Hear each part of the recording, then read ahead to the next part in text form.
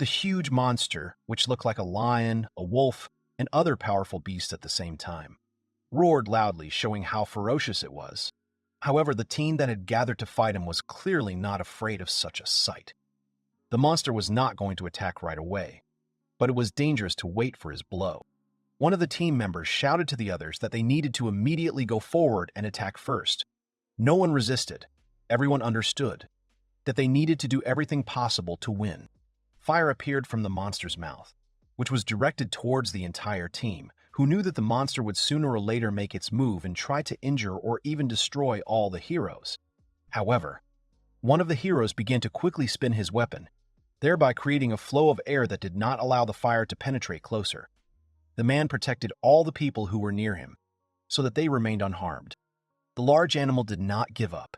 It continued to spew flames from its mouth. But no matter how hard it tried, the fire did not touch any of the heroes, because they were under the reliable protection of their comrade. The man raised his hammer when he was sure that the stream of fire had stopped and that neither he nor his comrades were in any danger. The hero also noted that his opponent was very weak if his attack lasted so shortly and was unsuccessful. However, the man did not notice how the fire still touched him. The clothes began to catch fire, and the man, noticing that he was starting to burn, was surprised and began to shake his leg to put out the fire, which could have completely enveloped him. One of the guys, who was also a member of the team, noticing what was happening to the man, hurried to help him, and with the help of some spell, eliminated the problem, quickly putting out the fire. The young man had short dark hair, large round glasses, and lots of freckles. She held a book in one hand and cast a spell with the other. The young man asked to leave the healing to him so that everyone would focus on the battle. The other girl was dressed all in black, with a large hat on her head and a long staff in her hand. The girl also cast one of her spells, Ice Prison, to help her comrades in the battle. The spell worked, and the next moment, there was a huge piece of ice in the monster's mouth. The girl turned the animal's flame into ice, thereby, firstly, confusing it, and secondly, making it very angry. Having neutralized her opponent, the girl helped him to be attacked by other members of the team. So the sorceress was followed by a warrior, who was already ready to use his black sword.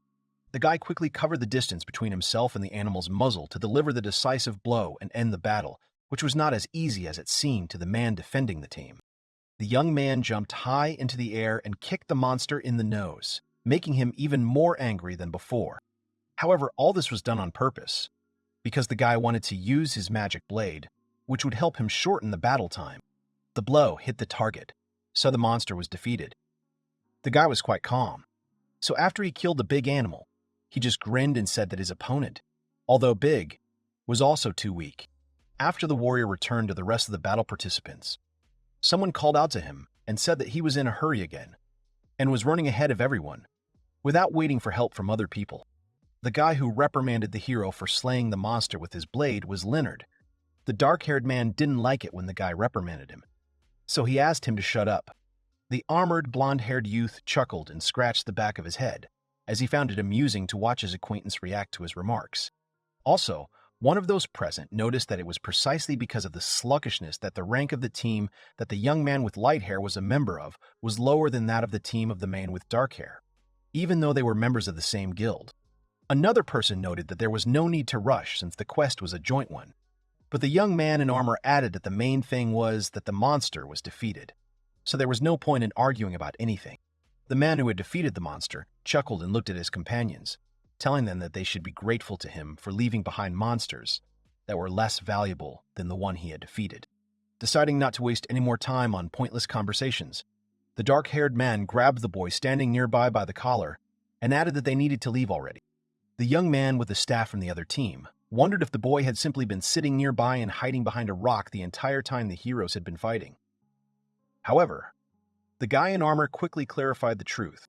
The young man looked back and revealed that the boy, who at first glance might have seemed useless to everyone, actually possessed the skill of experience distribution. The masked youth did not understand what this meant and asked his comrade to explain what he meant. As it turned out, the boy had a skill that allowed him to gain experience, even without being on the battlefield, while other heroes were fighting. The young man in armor didn't know for sure, but he assumed that the boy wasn't just a member of his guildmate's team for nothing.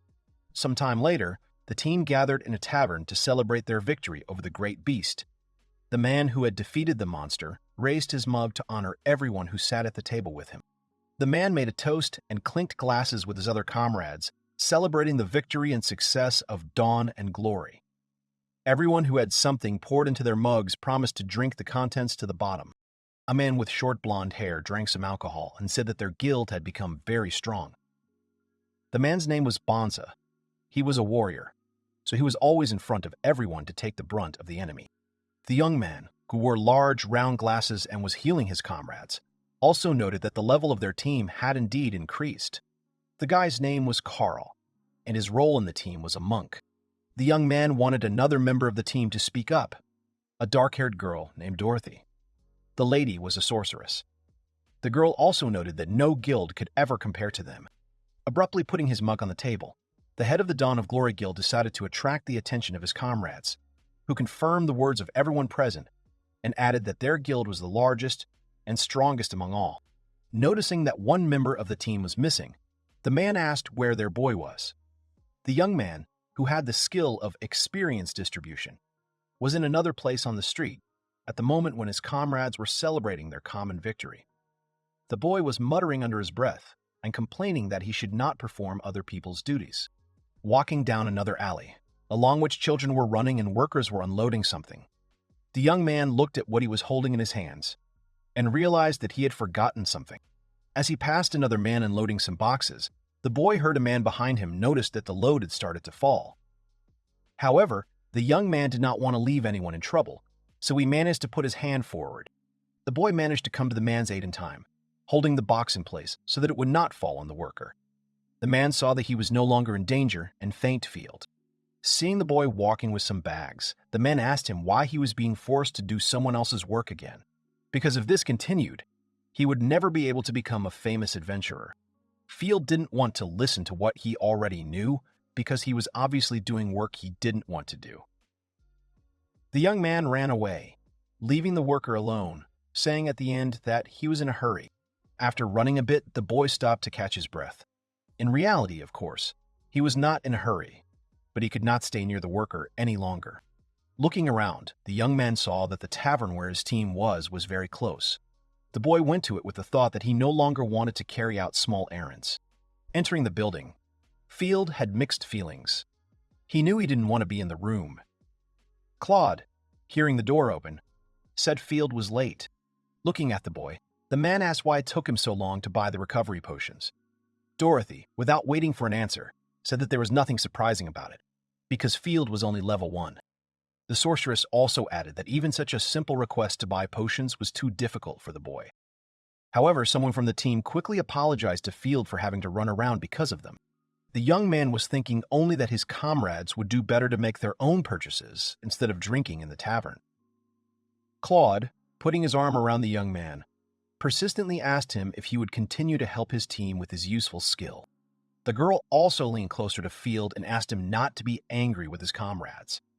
Dorothy added that since all the work was done by the others, the boy should not lay claim to the materials they received from the monster. Field didn't like this attitude towards him, so he pulled away from Claude and Dorothy so that they wouldn't touch him. The girl was amused by this. However, even despite his dissatisfaction with the current situation, the boy, although he wanted to express his opinion, remained silent and looked away. Deciding not to be around his team anymore, the boy left. Although Claude tried to persuade him to drink water with everyone, the young man refused, and Dorothy said that Field was very boring. However, the young man did not have time to leave the tavern because the head of the guild called out to him and told him to stop. Claude didn't even look at Field, but simply raised his hand with a piece of paper and said that there was a new task for the boy. The man instructed the young man to check what was written on the note. One group was not doing its job, so they needed to reduce their payments a little. The boy did not object or say that he would not carry out the assignment. He took the note and hurried away. No one on the team wanted Field to celebrate with them, so Dorothy again simply noted that the boy had been very useful to them. Experience sharing was a skill that had been very helpful to the team. Just being in a group, Field helped double the experience points. The skill also meant that all the increased experience was distributed at the discretion of the skill owner. The sorceress once again noted that thanks to this skill, their guild, Dawn of Glory, became number 1 in the kingdom. However, the girl also added that their team's abilities should already be enough for something. The sorceress's assumption was confirmed by smiling Bonza and Carl. While the team was discussing something about their common goal, Field was already in the room and lit his lamp, noting that changes were about to happen in the guild he was in. The boy lay on the bed and sighed loudly, thinking about what Claude had once again asked him to do. Picking up the note, the young man began to read what was written on it. Field read that he needed to reduce the experience of the white mage Maria and slightly reduce the experience of the warriors, as well as some other actions. The young man also thought about the fact that after several years of working in the Dawn of Glory Guild, his level had not increased. Field is usually kept in the rear, and all experience he receives must be divided between those who fight. The boy has no other skills except experience sharing, which allows him to double the group's experience. While the young man was changing the group indicators that were part of the guild, as Claude told him, he even thought about the fact that he didn't need a level. Field also recalled the past, in which the guild leader stroked his head and asked him about where he would like to join, inviting him to join him, because the man was sure that his guild, Dawn of Glory, would become the strongest of all. The boy gradually fell asleep and thought about how he was no longer the same as he used to be, after which he fell asleep. The next day, Field came to the guild leader and was shocked by what he heard. The boy could not believe what was happening to him, so he was very confused. Standing next to Claude were his comrades, who fully supported the decision of the guild leader. The man was serious and repeated what the boy could not believe. Claude decided that Field was no longer needed by his guild. Claude repeated his words once more and said that they were indeed kicking Field out of the team. They were grateful for his work, but they didn't need him anymore. The boy still couldn't believe what was happening. The young man tried to justify himself, saying that although his level remained low, he had made a huge contribution to the development of both the team and the entire guild as a whole. However, Dorothy decided to join the conversation, slowly approaching the boy. The girl poked her finger into the boy's chest and said that they no longer needed his experience. The sorceress looked down on her former comrade and wanted to explain to him that he was only needed to achieve the goal. Bonsa also shared the opinion of his comrades, saying that in terms of level and ability, they were now unmatched. The man smiled, but his smile looked frightening. The warrior understood that the boy would not be able to fight back against any of them, so he also came closer to Field to intimidate him even more. The young man was taken aback. He really could not object to the words of those whom he himself had made much stronger than himself. Bonza punched himself, straining so hard that the veins stood out on his face. He said that their team had already become the strongest of all, so no one wanted to keep the boy. Then Carl, who had been standing aside until then, joined the conversation. The guy adjusted his round glasses and agreed with his comrades, adding that the Dawn of Glory Guild did not need a useless ballast like Field. The guild leader turned to the young man again and asked him if he understood that all the members of Dawn of Glory were high level, so the presence of such a low-level person would only bring shame to the entire guild. Former comrades were hyping things up and saying that the boy no longer had any abilities other than experience distribution. He could not wield either a sword or magic. Everyone understood that at such a low level, the boy would have nothing to do. Field was horrified. He did not understand why he was treated so badly, because he did everything for the team, always did what he was asked to do, and did not take anything for himself to raise his own level. Claude saw how confused and scared the young man was, so he apologized to him without any regret and added that all the guild members had made a unanimous decision to exclude Field from Dawn of Glory. However, the boy tried to cope with the feeling of fear and asked the head of the guild if everything would be okay, and if they would demand anything from the young man. Claude did not understand what Field meant. The young man raised his head and confidently asked again if he could really just leave. The boy wanted to make sure that he was not in any danger in the form of persecution or anything like that. Everyone present looked at the young man with a surprised look, because no one expected that the boy would be able to ask questions so confidently, and not just run away somewhere far away from fear. After a short pause, the company laughed, and Bonsa leaned closer to the young man and replied that this was exactly what they all meant. But it would have been more correct not to simply clarify something, but to immediately go somewhere and never return. Field ignored the taunts from his former comrades and silently walked forward, moving closer to the table where Claude was sitting. Bonsa didn't like the way the boy was ignoring him. Field asked the guild leader if everything would be okay, because if the boy left, no one else would be able to gain additional experience. However, the man assured that he understood everything and there would be no problems. Claude repeated that the boy could simply leave, since the Dawn of Glory Guild did not have enough spare money to support useless people. However, the boy continued to insist that he was very valuable. The boy said that not only Claude himself, but the entire guild would not be able to grow as quickly if they stopped using Field's skill to distribute experience. The boy's words began to irritate the guild leader. Because the man no longer wanted to listen to the comments and complaints addressed to him, he simply pushed and threw Field out of the room. The jolt caused the boy to fall down the stairs and hit his head hard, landing on his back. The boy's mouth began to wheeze in pain, and he was unable to get up right away. Claude had no pity for his former comrade, because he was just using him.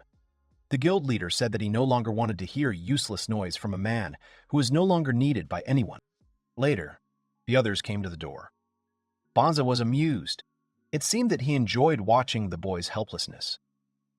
Dorothy also gloated and offered to give the boy some money as a last gift, so that he would not die of hunger. Field was also offered to take the old sword, since it was the only one suitable for a first-level adventurer.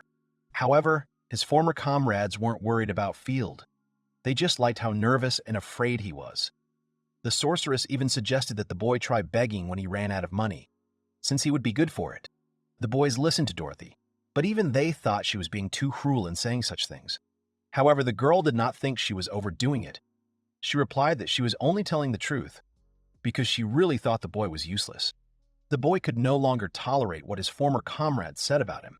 He was tired of listening to insults and accepting the way he was treated by the people for whom he tried so hard to do everything, sacrificing himself. The boy grabbed the old sword that had been thrown to him dismissively for laughs.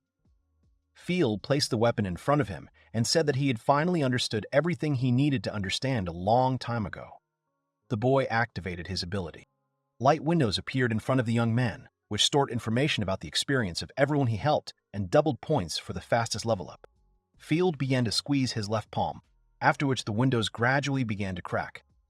Field said that if he was no longer needed by Claude, the team, or the guild, then he would do what he should have done back when he was given stupid orders.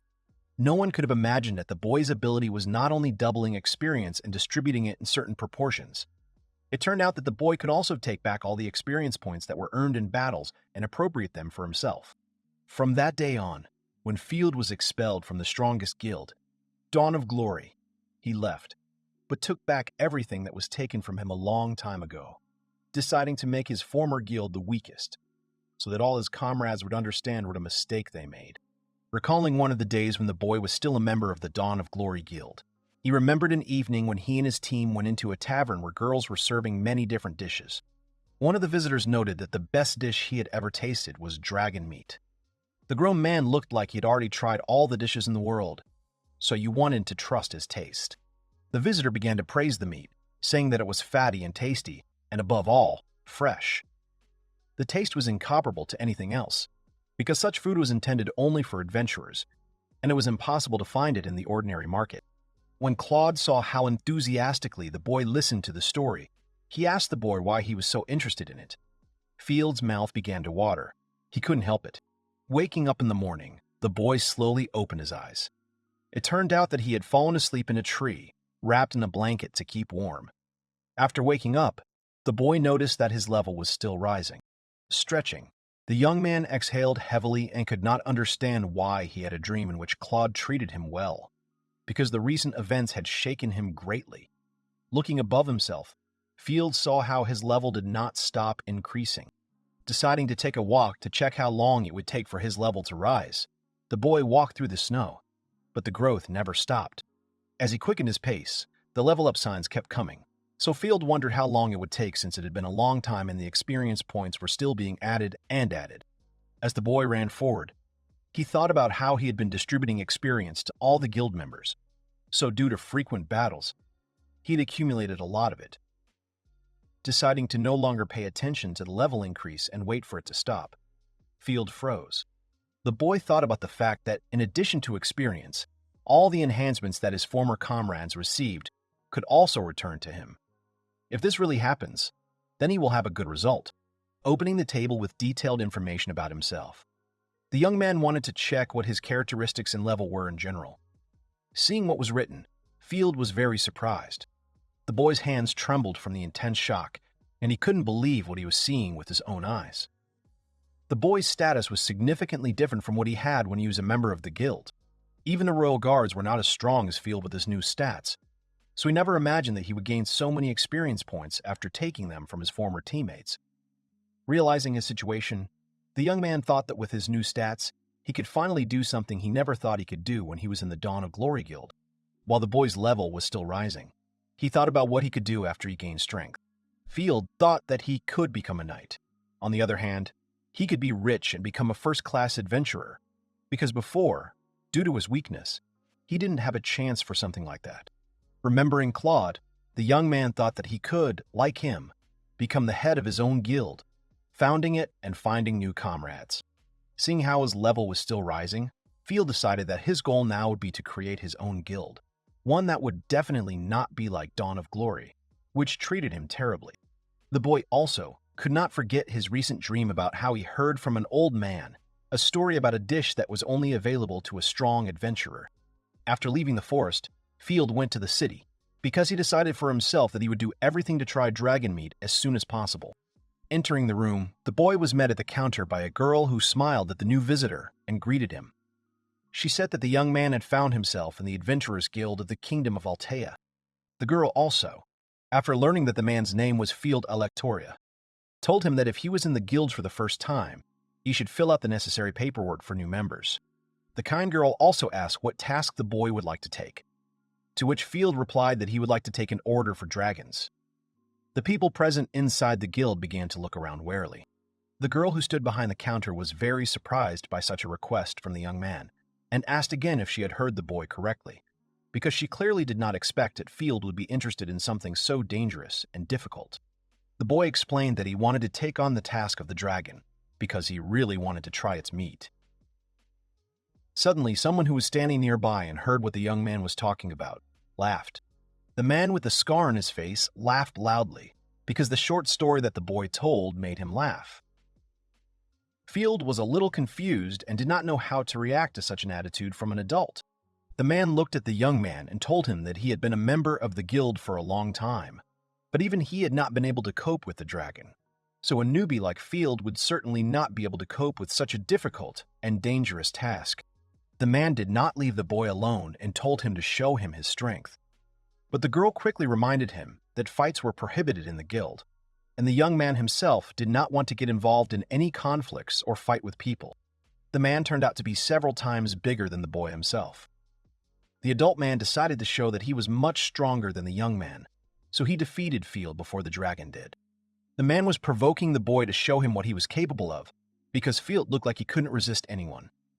The adult didn't wait for the boy's reaction and wanted to quickly assert himself at his expense.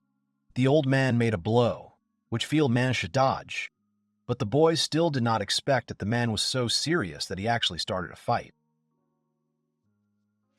The young man did not think that his words about wanting to defeat the dragon would surprise anyone so much.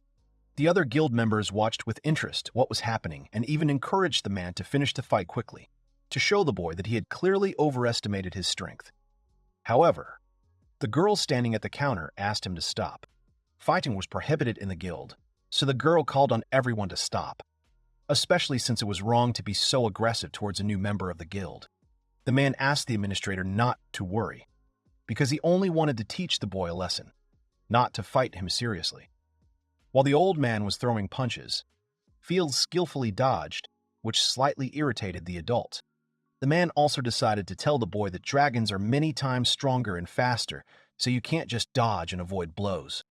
However, Field was only waiting for the right moment, until his opponent believed that with such powers as the young man's, he could really defeat someone serious, much less a dragon.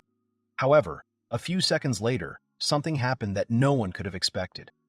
The boy grabbed the man and with one jerk knocked his opponent down, not giving him a chance to strike back or even get up. Everyone present opened their mouths in surprise and did not know what to say. The man looked much stronger and more experienced than the young men everyone had seen for the first time, so no one wanted to believe that the boy was so strong. After a short pause, those present began to actively discuss what had happened. Some could not even believe their own eyes, so they began questioning those who were standing closest to the opponents. Field didn't want to fight, so after everything happened, he put his hand on the man's shoulder and tried to tell him something. But the adult man couldn't understand what had happened to him and why he was lying on the floor. The boy leaned over to his seated opponent and apologized to him, saying that he had surprised him a lot. The young man also began to get a little nervous and asked if everything was okay with the old man, since he was ready to help him. The girl standing behind the counter opened her eyes wide and couldn't find the words to comment on what she had to see, because she would never have thought that a new member of the guild could defeat an experienced adventurer so easily. The administrator also did not believe what was happening because Field seemed to her to be still a child, but she was brought out of her thoughts by the voice of a young man who called her. The boy bowed and apologized to the girl for causing a mess inside the guild hall. The young man also apologized for all the inconvenience he had caused. After the apology, the boy decided to ask the administrator again about what he had said earlier. The girl was a little taken aback, as the situation that had happened did not allow her to quickly come to her senses. However, after some time, the administrator exhaled to concentrate on her work and remembered that earlier the boy asked her for a task that would involve fighting a dragon. The girl at the counter replied that the guild had recently received information that dragons might have appeared far to the north of the royal capital in the Nautilus Mountains. While the administrator was telling the boy the information he was interested in, everyone present couldn't take their eyes off him. Meanwhile, the girl continued to talk about how there were many caravans on the road to the Nautilus Mountains. The young man heard what he wanted and hurried to leave the guild, because the main thing for him was to find the dragons. Field thanked the administrator and told the surprised girl that he was going to go to the Nautilus Mountains immediately. The girl tried to warn the young man and shouted to him that it was dangerous to go to that area alone because even in a group of adventurers, it is difficult to cope with one dragon. However, the administrator was not heard. The boy had already run away from the guild building before she wanted to tell him not to go there. After Field left the Altea Kingdom Guild, she noticed that someone wanted to contact her. When she answered the call, she realized that someone was interested in a boy named Field. The receptionist told the person on the other end of the call that the boy was interested in dragons and had traveled to the years of Nautilus in order to defeat them alone. The girl also learned that the young man used to be a member of the Dawn of Glory Guild, which lost its power after the boy left it. The administrator added that Field was incredibly strong, as she saw his strength with her own eyes. As the boy ran further and further away from his new guild, he was happy and looked forward to going on a new adventure, where no one would command him and use him as they did before, because now he would fight on his own. As the boy ran up to the gate that separated the kingdom's territory from the forest, the young man shouted that he was heading to the places where dragons were found, while the rest of the people moved calmly around the kingdom. Elsewhere, the sounds of swords clashing against each other as their wielders struck each other in training could be heard. Bonza stood by the wall, his hands folded on his chest. Later, Carl approached him and asked who the warrior had brought to them. Bonza replied that he had recently found an adventurer who was very capable and talented. Looking at the girl, the warrior asked the monk what he thought of her, seeing how she fought. It seemed that the girl did not put much effort into fighting her opponent because the man who tried to fight her back could not stand it and fell to the floor, thereby admitting his defeat. The girl had blonde hair. She was wearing a robe. She held a book in one hand, and the other hand held the hilt of a weapon. The man who was defeated called her a monster, because she was very strong. Claude, who was standing nearby, said that he congratulated the stranger, because she really was worthy of the title of her sword. The head of the guild, Dawn of Glory, smiled and even clapped the girl for her skill. However, the mysterious girl with blonde hair was not too happy with such words of praise addressed to her, so she responded to the compliment without much enthusiasm, with a simple, "Thank you," and fell silent. It seemed that Claude didn't expect anything from the girl, so he didn't say anything more either, but just continued to smile slightly. However, there was one among the team who was irritated by the current situation to a significant degree. Dorothy bit her nails in anger and asked Claude if he was exaggerating the new girl's accomplishments. The sorceress did not like the way the man treated her like a princess, just because she had few skills. Although the girl with dark hair was too irritated and dissatisfied, the girl with light hair decided to prove that she really knew how to fight and was an excellent warrior. The girl with the cloak covering her face took up the sword again and began to attack the man who had already managed to defeat her earlier. After the girl struck, She counted the times when the sword could have killed the man. Swinging once again, the girl advanced and confidently attacked the man, who barely had time to dodge the weapon. However, the man did not have enough stamina to avoid all the attacks in his direction, so he only backed away while the girl caught up with him and touched his body with her sword. After the 5th time, the girl pointed the sword at the man who was already lying on the ground and said that he would have died 5 times over if this had been a real fight. The girl also noted that her opponent had big gaps in his defense, and that was why he missed her blows. The adult no longer wanted to listen to anything and only asked her not to approach him, since he would admit his defeat. It turned out that the blonde girl's name was Lunasis. She was praised again by Claude, who clapped his hands and added that even he would have a hard time standing up to such a skilled and talented girl. Lunasis again wasn't impressed by the praise she received. It seemed like she didn't like the fact that she was so good with a sword. However, this look did not anger Claude, but the man who had been defeated several times. The man did not like the fact that he was defeated by some girl who was younger than him, so he did not want her to look down on him. While Lunasis had her back to the man, he attacked her with a sword. But the girl clearly guessed about such a sudden attack, so she quickly understood what she needed to do. Slamming her book shut, which she always kept with her even in battle, Lunasis tossed it to show how casual she was even when suddenly attacked from behind. Call, seeing what was happening, noted that women were scary when angry, and Bonza said that her rival was to blame himself, since he could not accept defeat. The warrior also added that such beauties loved only themselves. Carl did not understand what his comrade meant, so he asked again where Bonza got the idea that such girls were so narcissistic, to which the warrior replied that he himself came up with it.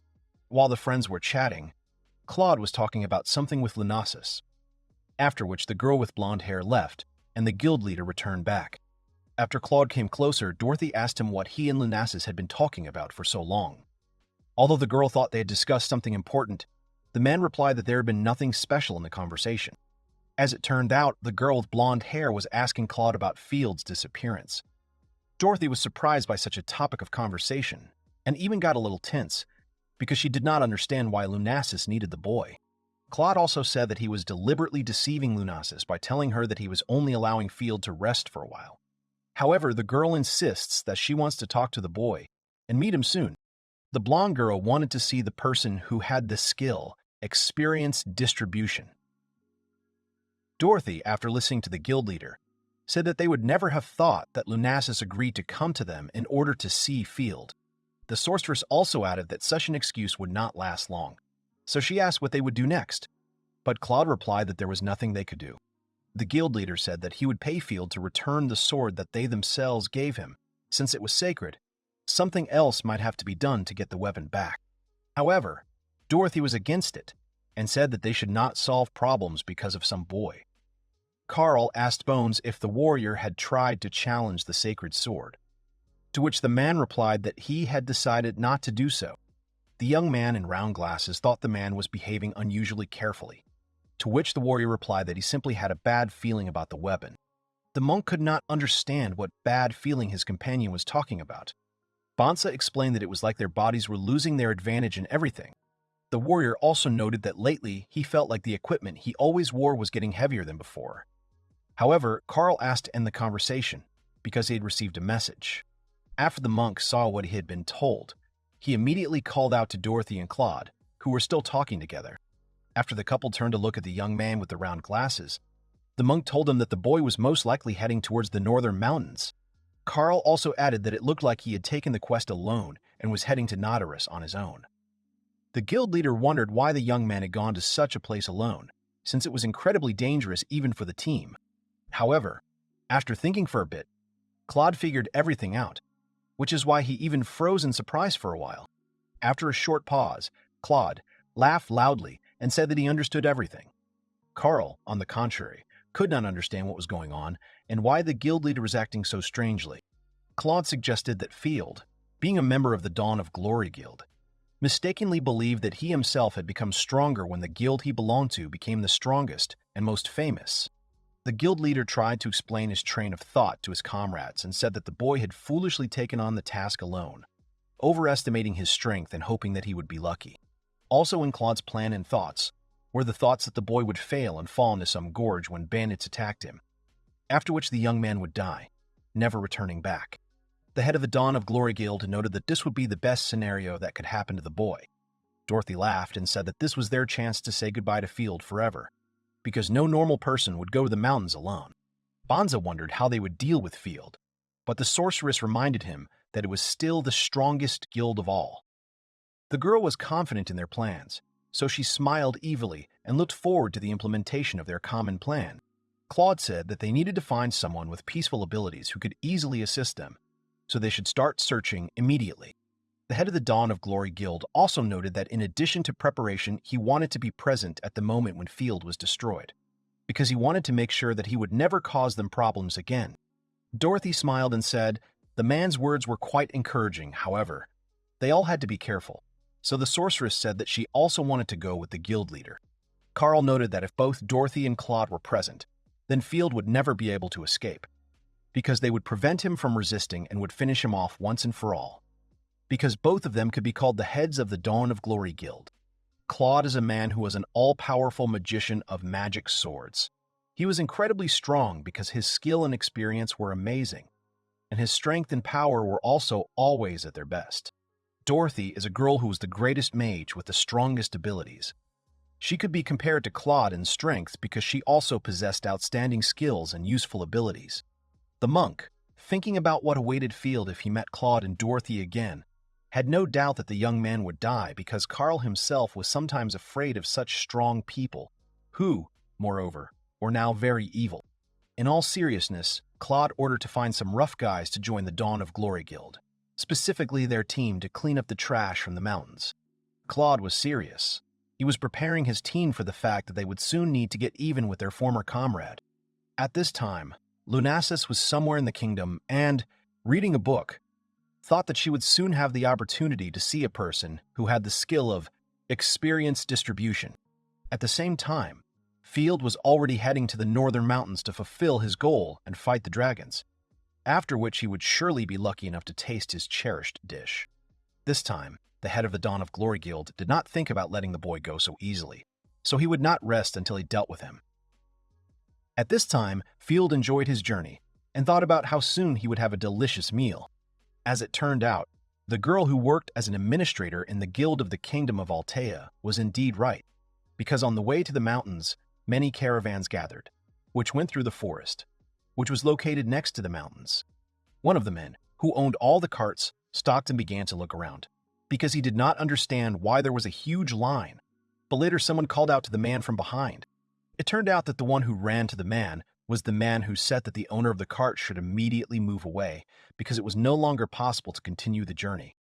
However, the man did not understand what was being said. The man who came up to him, realizing that the man really didn't know anything, decided to tell him that the way to the valley was impossible through the northern forest because closer to the mountains a dragon had appeared and was roaming freely. The owner of the caravan became nervous and wiped the sweat from his forehead. He could not believe what the man who approached him was saying, because it was simply a disaster, since a large amount of goods needed to be delivered to the valley. If the caravan could not travel along the usual route, it would have to extend its route, which would be 3 or 4 days longer than planned, since this road was the best one to reach the mountain range. However, the tall man insisted that it was not worth the risk. The workers, hearing that they would have to be delayed, were not happy with this news, and it was also decided that some of the food would have to be left behind to distract the dragon and have time to leave. One of the men said that he had already contacted the guild, but they had not given him an exact answer as to when someone would arrive who could help them. While everyone was in despair, Field had just managed to reach the standing caravan. Seeing the young man, they hastened to stop him to warn him that where he was going, there was a dragon, which one could not simply pass by and remain unharmed. People did not understand why the boy did not listen to them, and did not intend to stop, so someone assumed that the young man was a new adventurer. However, although the guild sent reinforcements, they did not say when exactly they would arrive. Field didn't want to listen to warnings that he needed to look for a way around the road where the dragon appeared, because he was an adventurer who just happened to have a mission and was specifically going to fight the dragon. The man who was the owner of the caravan looked at the serious-minded boy and became worried about him, after which he gently took him by the shoulders to stop him. The tall man said that everyone understood that the boy was a new adventurer, but such a path was still too dangerous for him alone, Because the dragon was very scary and big, Field became stubborn and said that he had not lied when he said that he was going specifically to the dragon. However, the men began to say that dragons were creatures that required several adventurers to defeat, not just one. It would have been foolish to attempt such a feat on his own, since the duel could end in the death of the brave hero.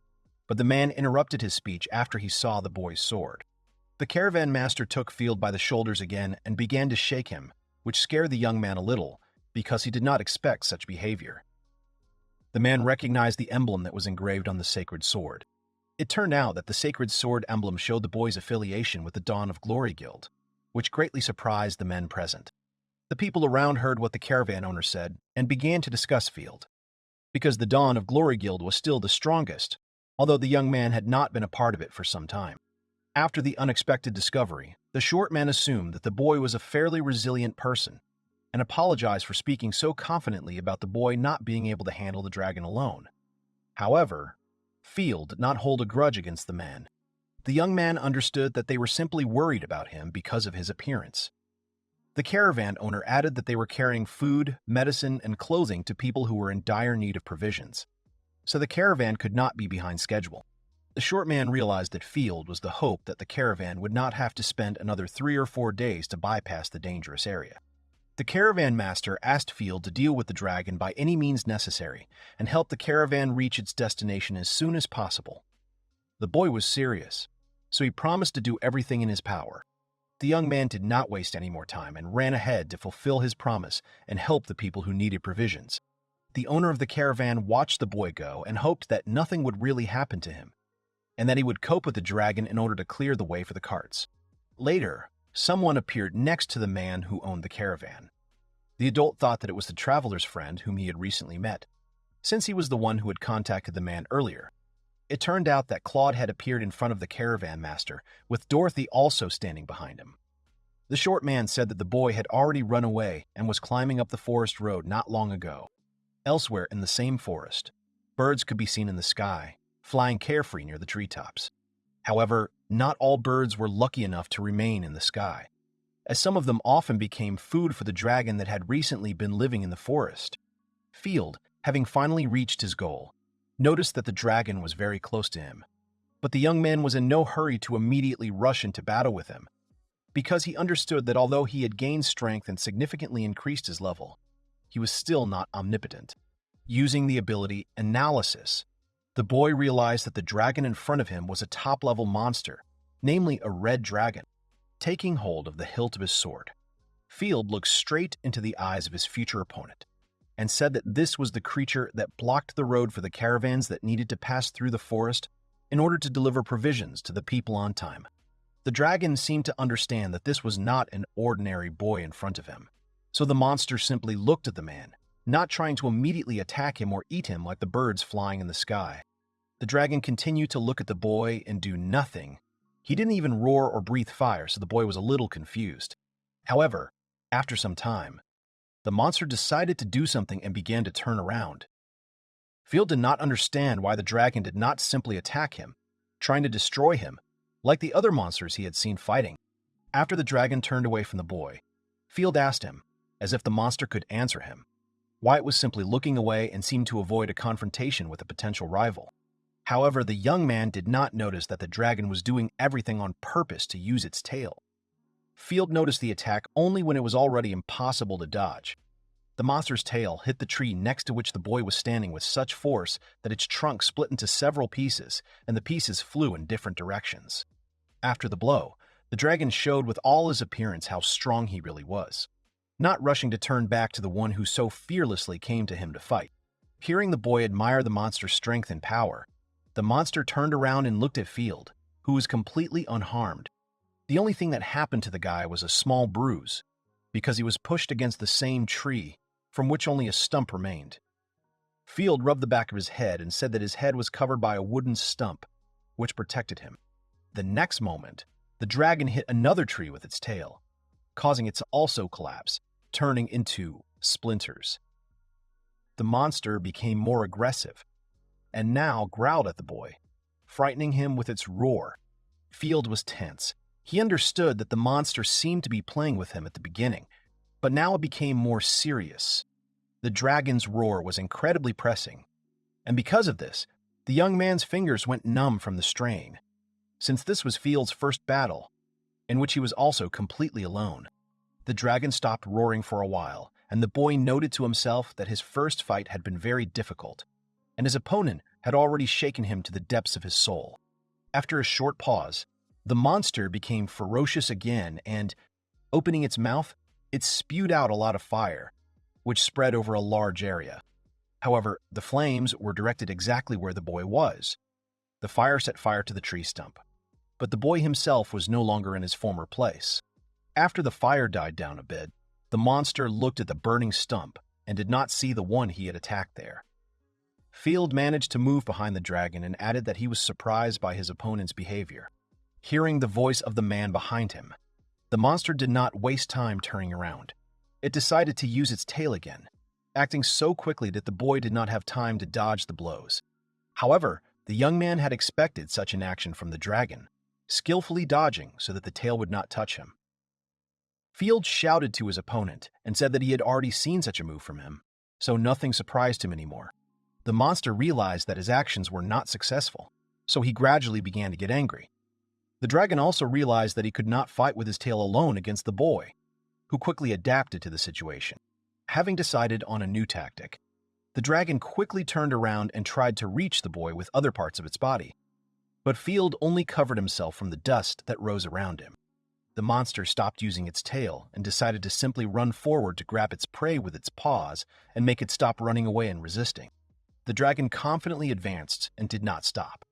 But he did not understand that his strength did not always help him, because due to his large size, Field could more effectively dodge and avoid blows from the enemy. Using its front paw, the dragon struck the ground exactly where the boy was standing. But the monster did not realize that the boy's reaction was much better than his own. After the dragon saw that there was nothing under his paw, he heard a sound from above and raised his muzzle to see what was rapidly approaching him from the sky. It turned out that Field had deliberately risen into the air to make a surprise attack while falling. The young man succeeded, and, holding the sword tightly, he struck the dragon's neck, knocking it to the ground. Field put a lot of effort into making the weapon hit the monster, but the dragon's skin was very hard. For a moment, the guy thought that he would not be able to quickly deal with the monster. However, Field assured himself that the sword he held in his hands was sharp enough to pierce the monster's skin right through. Field also thought for a few seconds that due to the force he was applying, he could damage the sword, which reminded him of the past. But later the young man discarded such thoughts, because the main thing for him was to defeat the dragon. Field cast aside all doubts and continued to hold his sword tightly in order to deal with the monster he had come for, as well as to fulfill the promise he had made to the caravan master to help the people who needed provisions. The dragon could not resist, so after a while he completely stopped showing signs of life, after which the young man jumped off his back and began to even out his breathing. The boy's cheeks turned red with excitement. However, the young man was very happy, because he had defeated a strong opponent on his own. Field began to jump for joy, rejoicing in his victory. Later, the boy stopped, repeating over and over again the fact that he had completed the task. Field's hands were shaking with excitement and pride in himself. The young man saw that the monster was dead, but he still could not fully believe what had happened. Field also realized that even from one dragon there was a lot of meat that he had wanted to try for so long. Looking down, the boy also saw that he had stepped on the blood that had flowed out of the carcass. Looking at the body of the defeated monster, the young man thought that it would be nice to drink some of the dragon's blood, but he was unsure whether he should do it somewhere else or as soon as possible. The boy's idyll of happiness was interrupted by someone's voice calling Field by name. The boy immediately understood who the sound belonged to, so he became a little wary and tense. Not far from the boy stood his former comrades, who had come to Field to get rid of him. Claude decided to interrupt a short pause and, smiling, said that they had not seen each other for a long time. The head of the Dawn of Glory Guild asked the boy if he missed him. Claude, being very irritated, also held the caravan master hostage, who was gradually finding it difficult to breathe. Field saw that not only Claude had come to see him, but also a sorceress named Dorothy, who had laughed at the boy so much when he left the guild. The young man could not understand why his former comrades, who had driven him away, were now seeking a meeting with him. to which the girl interrupted him and said that their new sacred sword was looking for Field, so they decided to meet quickly. The sorceress smiled and said that it would be better for the young man to return with them immediately voluntarily. Then problems could be avoided. However, Field did not agree. The boy was angry because he remembered how the people in front of him treated him. However, Claude was prepared for such a reaction, so he put his sword to the man's neck and showed him what he could do if he refused. The leader of the Dawn of Glory Guild lowered his voice and muttered that the boy needed to listen carefully. Claude wanted Field to do him a favor to save all the people who were at the caravan. The dark-haired man said that if the boy did not go with them, then many monsters would attack all the people who were in the forest, and also added that they would complete the task that the boy took instead of him. Only after Claude had said everything did the boy realize that the leader of the Dawn of Glory Guild had indeed taken hostages. Dorothy looked behind the boy and saw that there was something large lying next to him. The sorceress looked more closely and asked Claude if it was really the defeated red dragon lying behind Field. The dark-haired man seemed to think for a moment when he saw the monster's carcass, but then replied that he was sure that someone else had defeated the dragon and left, and that the boy had simply been in the right place at the right time.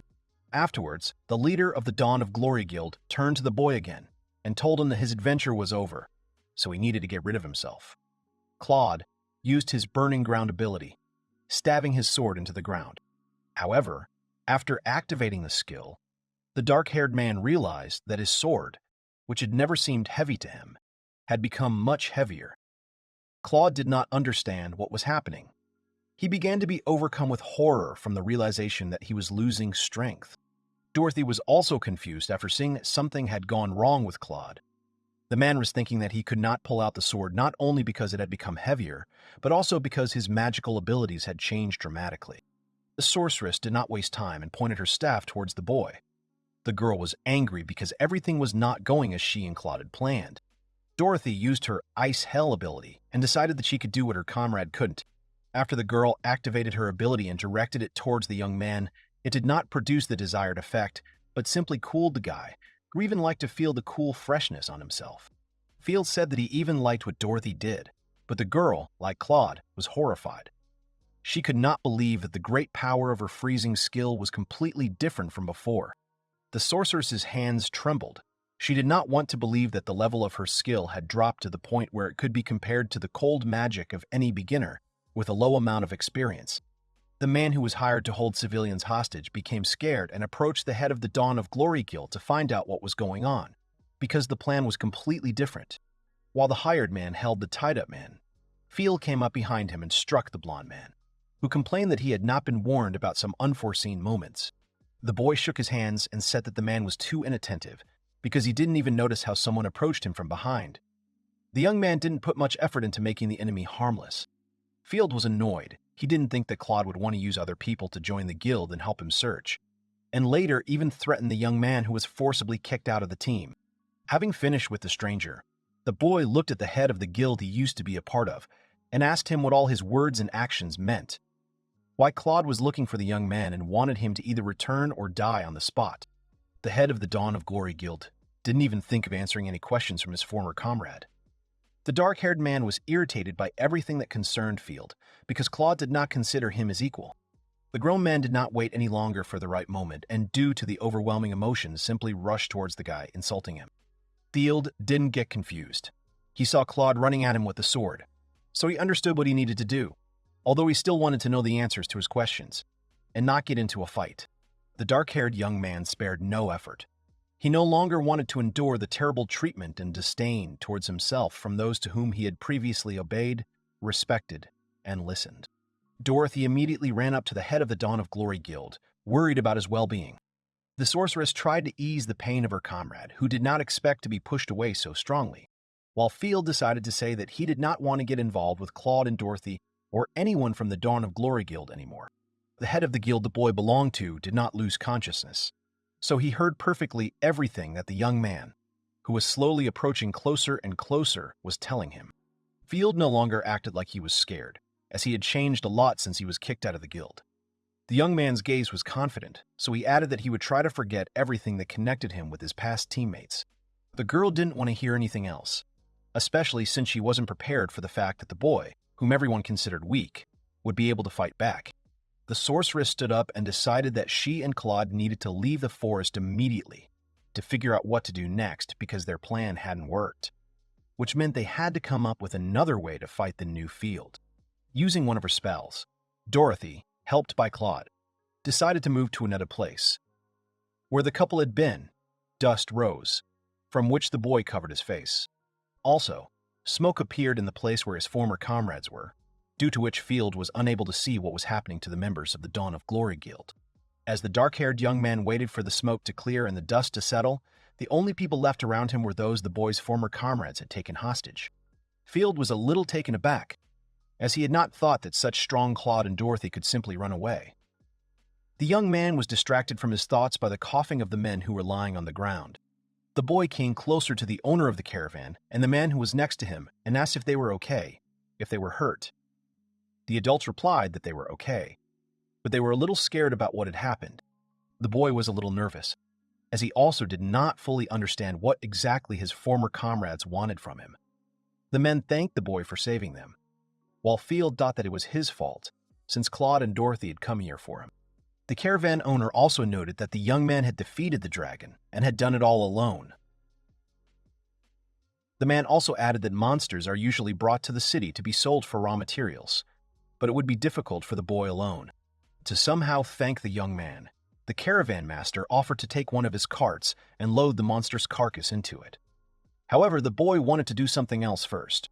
A little later, the man was roasting meat over a fire and talking about how, although dragons were dangerous, their horns and organs could be used in medicine, and their skin was good for making armor, their claws for weapons, and their meat was considered a valuable delicacy. There was also a saying among travelers that said that a dragon has no part that is not useful. The owner of the caravan asked if the boy would be sorry to share such a valuable thing with someone. Field was not greedy and replied, watching the man cook, that he would not be able to eat it all anyway. And besides, the caravan master helped him divide the remains of the carcass. Field couldn't wait to try what he'd been dreaming about for so long. After some time, the man finally cooked dragon kebab with spices and added that such spices are the best of all that can be found in this area. The boy didn't even wait for the meat to cool down, so he carefully began to bite off pieces, from which a pleasant aroma came, increasing Field's appetite even more. The meat was perfectly cooked. It seemed that the owner of the caravan often cooked. The dish was firm, but at the same time very easy to chew. The sweet sauce on the meat was so rich that when the boy bit into a piece, it dripped off the edge. The meat was also slightly spicy, causing the boy's tongue to tingle slightly. The caravan master asked his savior if he liked dragon meat, to which the boy replied that this dish was the best he had ever tasted in his entire life, just as the tavern visitor and seasoned adventurer had said. The men thanked and praised their savior, offering him drinks and food, and Field finally felt much better, because now his efforts were appreciated. However, while Field was rejoicing over his victory over the dragon, Claude, who had been rebuffed by his former boy who carried out any orders, was very angry and did not know what he should do to correct the situation. Returning to the guild where the boy had taken the quest to catch the dragon, Field placed the monster's horn on the table, which amazed not only the girl who worked as an administrator, but also other people who had become members of the guild before the boy. At the same time, in the palace of the kingdom of Altea, the old king sat on the throne, receiving a visit from the guild Dawn of Glory. The king was calm, but it seemed as if he was very dissatisfied with those who were in front of him. The head of the guild, Claude Glomatique, and his comrades, members of the said guild, bowed their heads before the old man. The people bowed and closed their eyes out of respect and a little excitement before the head of the kingdom. Looking at the people who had bowed their heads, the ruler said that the reason he had called them to the palace was because he had several questions that he wanted answered quickly. The king learned that a dragon had been destroyed in the streets of Nautilus the other day, and the merchants who were there complained that the guild members and their comrades had captured them and held them hostage for some time. Lunasis was curious about the situation, as she was not aware of what had happened. Later, the king also added that the merchants were unexpectedly freed by a young man who was able to help them. The ruler of the kingdom demanded an explanation, after which Claude, as the guild leader, replied that he found the recent situation quite disappointing.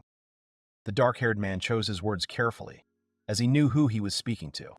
The king did not understand what Claude meant, so the guild leader quickly added that, although, as His Majesty already knew, Dawn of Glory had always prided itself on being the best in the entire kingdom, the situation had changed slightly. Claude lied about someone. The one who claimed to be the strongest guild had framed Dawn of Glory by deception.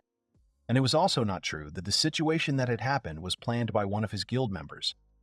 Dorothy, who did not dare to raise her head or even open her eyes, was nervous and thought that she was impressed that Claude could be so unperturbed. Altea Kingdom asked if it was true that the Dawn of Glory Guild was not involved in the recent incident. Claude replied that it was, since they had all been busy in the council chamber for the past few days. The king believed the man. The Lord of Altea added that people who commit evil under the name of the Dawn of Glory Guild is a serious matter, because such situations may not be isolated, which will defile the reputation of the strongest guild. The king also noted that he had heard that the guild members had very outstanding abilities, but recently Claude had rejected many applications for membership that were unsuccessful. The Lord of the Kingdom of Altea also said that he thought it was important to attract capable candidates, but taking care of those already in the guild was also an important task for Claude as the leader. The king gave instructions that if one recalls past unfortunate events, carelessness and overconfidence, all this could lead to the guild's destruction, so one should never forget about one's own responsibility. The king looked at everyone who bowed their heads before him and said that it should be obvious to them that they should resolve and close the issue of the recent unpleasant situation as soon as possible, so that it does not become public knowledge.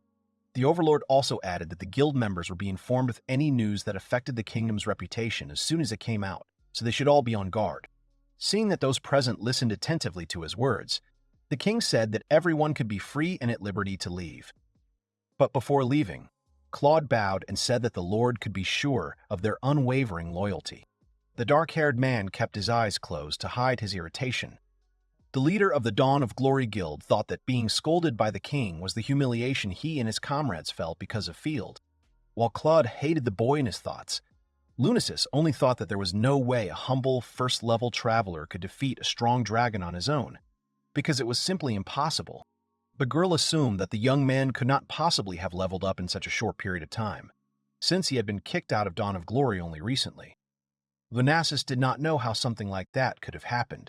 While the members of the guild that Field had previously belonged to were at a reception with the king, the boy drank hot tea, which he had previously been unable to afford, due to the fact that he had no money or savings of his own. Field held the mug carefully and exhaled a little heavily because this kind of pastime was new to him.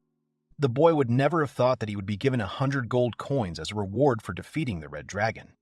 When the girl and the guild gave him a bag of money, the young man was even a little confused before taking it for himself. Field had never seen so much money before, and now it belonged to him alone. That's why the guy decided to visit a cafe where there was no one else, to try to enjoy the moment. Looking around, the boy noticed that earrings and other jewelry containing precious stones were lying on the display case. It turned out that the room the boy was in belonged to the man who owned the caravan. Field could not even imagine that he had recently saved such a rich merchant because he had everything, from jewelry to medicines and various weapons. However, the short man was very modest. He approached the boy and Azalea, that it was not even close to what he thought the young man. Field called the owner of the caravan Mr. Gonzalez. He was just offering the boy some snacks for tea. Field tried to refuse and replied that he only wanted to drink tea and not eat anything. The man hesitated a little because he had invited the boy to his place to thank him, so he insisted that the young man eat. Having finally tasted what Mr. Gonzalez had offered the boy, the young man was surprised at how delicious the cakes were. However, while the people were talking, they did not notice a tall man enter the room.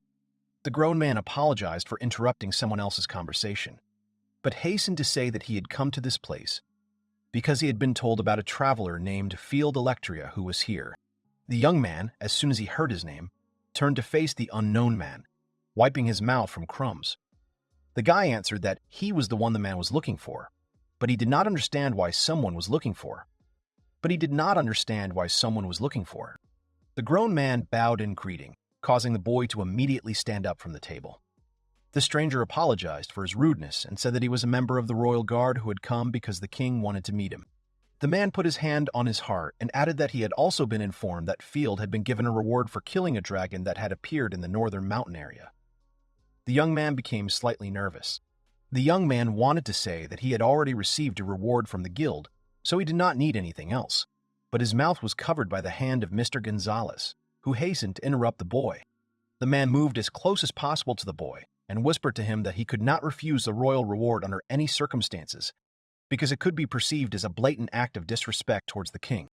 The member of the royal guard watched as the owner of the room he had come to and the boy he needed to invite to the palace conversed in front of him. After the tall man's patience began to wear thin, he stared straight at the people standing in front of him. Mr. Gonzalez patted his savior on the shoulder, as if to hint that he should do as he was asked. Field, without thinking twice, replied that he humbly accepted the invitation and would immediately set off for the palace. The building the king was in was so majestic that as soon as someone looked at it, it was clear to whom and for what purpose it belonged. The building was tall, with many towers and rooms, because of which it looked like a fortress.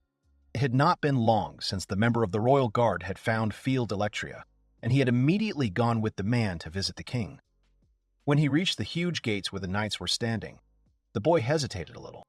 The young man did not know how to behave properly, because he did not even think that the ruler of the kingdom of Altea would decide to call him personally to talk about the feat that he had recently accomplished on his own. Next to the king stood his advisor and personal knight, who guarded his highness. A member of the royal guard stood next to the boy opposite the ruler and said that he had carried out the order given, bringing the necessary person to the palace. The tall man introduced Field Electria to the ruler of the kingdom of Altea, although the king himself knew the name of the one he so wanted to see before him. His Majesty was calm and looked at the young man who stood right in front of him. The king's gaze was very penetrating. It seemed that he could see what others could not see, which made it a little scary to just stand there, because the king was so powerful that he could change a lot with one order. Field felt a piercing gaze on him, which made the young man feel a little uneasy. His body shook slightly, and small beads of sweat rolled down his face.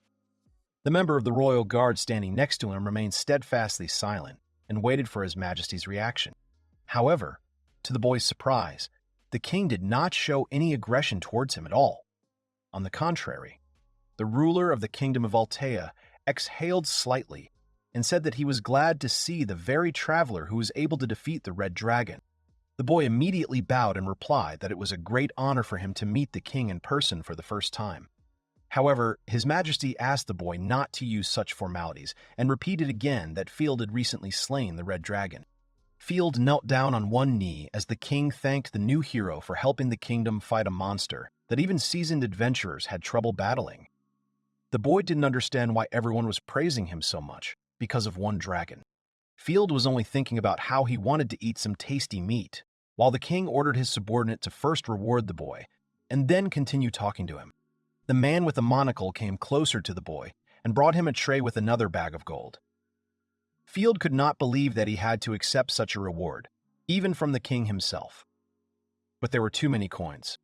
Field was not used to accepting so much money, as nothing like this had ever happened to him before. So he said that he could not accept everything that was given to him, as it was too much for him. However, the king insisted on making the hero rich. His Majesty also added that he would like not only to give the young man gold, but also to grant him part of his territory so that Field could become a lord and live near the royal palace. The boy smiled confusedly and rubbed his head, saying that the king was most likely just joking. However, looking at His Majesty's face, the young man realized that the ruler was completely serious in his words. Field paused briefly, trying to find the words to more clearly express his thoughts and feelings. The young man looked at the king and said that he was, of course, very grateful for the offer. However, even if the boy unexpectedly received the territory, he would not be able to manage it properly, due to his inexperience. Continuing his thought, the young man added that instead of owning a piece of land, he would prefer to travel and see everything with his own eyes, and also gain experience in his adventures. The king smiled slightly and exhaled, saying that he understood what the boy felt, but he still felt sorry that he could not keep him near the palace. Laughing, His Majesty suggested that the young man simply wanted more territory than the king had offered him. Field was again at a loss, and could only say that the ruler had been too kind and generous. The king also added that if the young man needed any help, he could boldly ask, which would serve as a second reward for not only defeating the dragon, but also helping the entire kingdom. Field thanked the king, After the conversation was over, His Majesty said that he would look forward to the next meeting with the boy.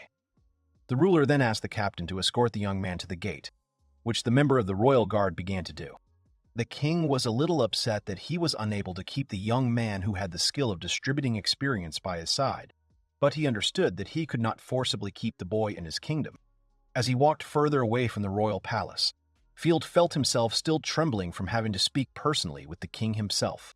Field also did not understand why, but His Majesty seemed to him like a cunning old man. However, perhaps something like this should be expected from a person with the highest authority in the kingdom. Carrying a bag filled with money, the boy could not come to terms with the fact that he had received so many awards, because earlier, he could not even imagine that he could earn so many gold coins with one feat. The young man understood that with the help of the guild reward and the reward from the king, he could buy absolutely everything he needed. But Field did not know what he wanted, what he would like to spend such money on. Thinking back to the situation that had happened when the boy had asked for the Dragon Quest, he realized that he needed the appropriate equipment so that no one would doubt that he was indeed a Travier. While Field was thinking about what to buy, he decided to go to Mr. Gonzalez first.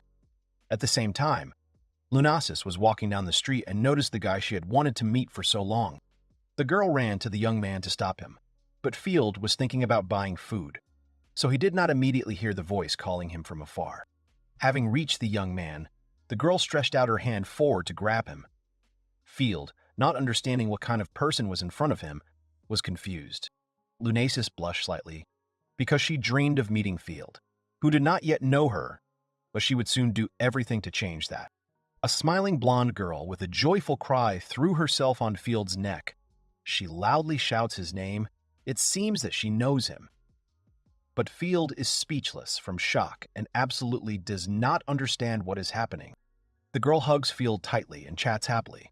She doesn't believe that it's really him, then says that she's wanted to meet him for a long time. Field finds it hard to breathe and his chest is now pressed against the girl's chest. The girl continues to chatter nonstop, saying that she waited for him for a very long time, that she asked the people of the guild where he was, and they all answered that he took a rest. Field cried out indignantly, telling her that people were already looking at them. But the girl doesn't listen to him again. She continues to squeeze him and says that she did so much to see Field. Field is confused and still doesn't quite understand what's going on and who this noisy girl is.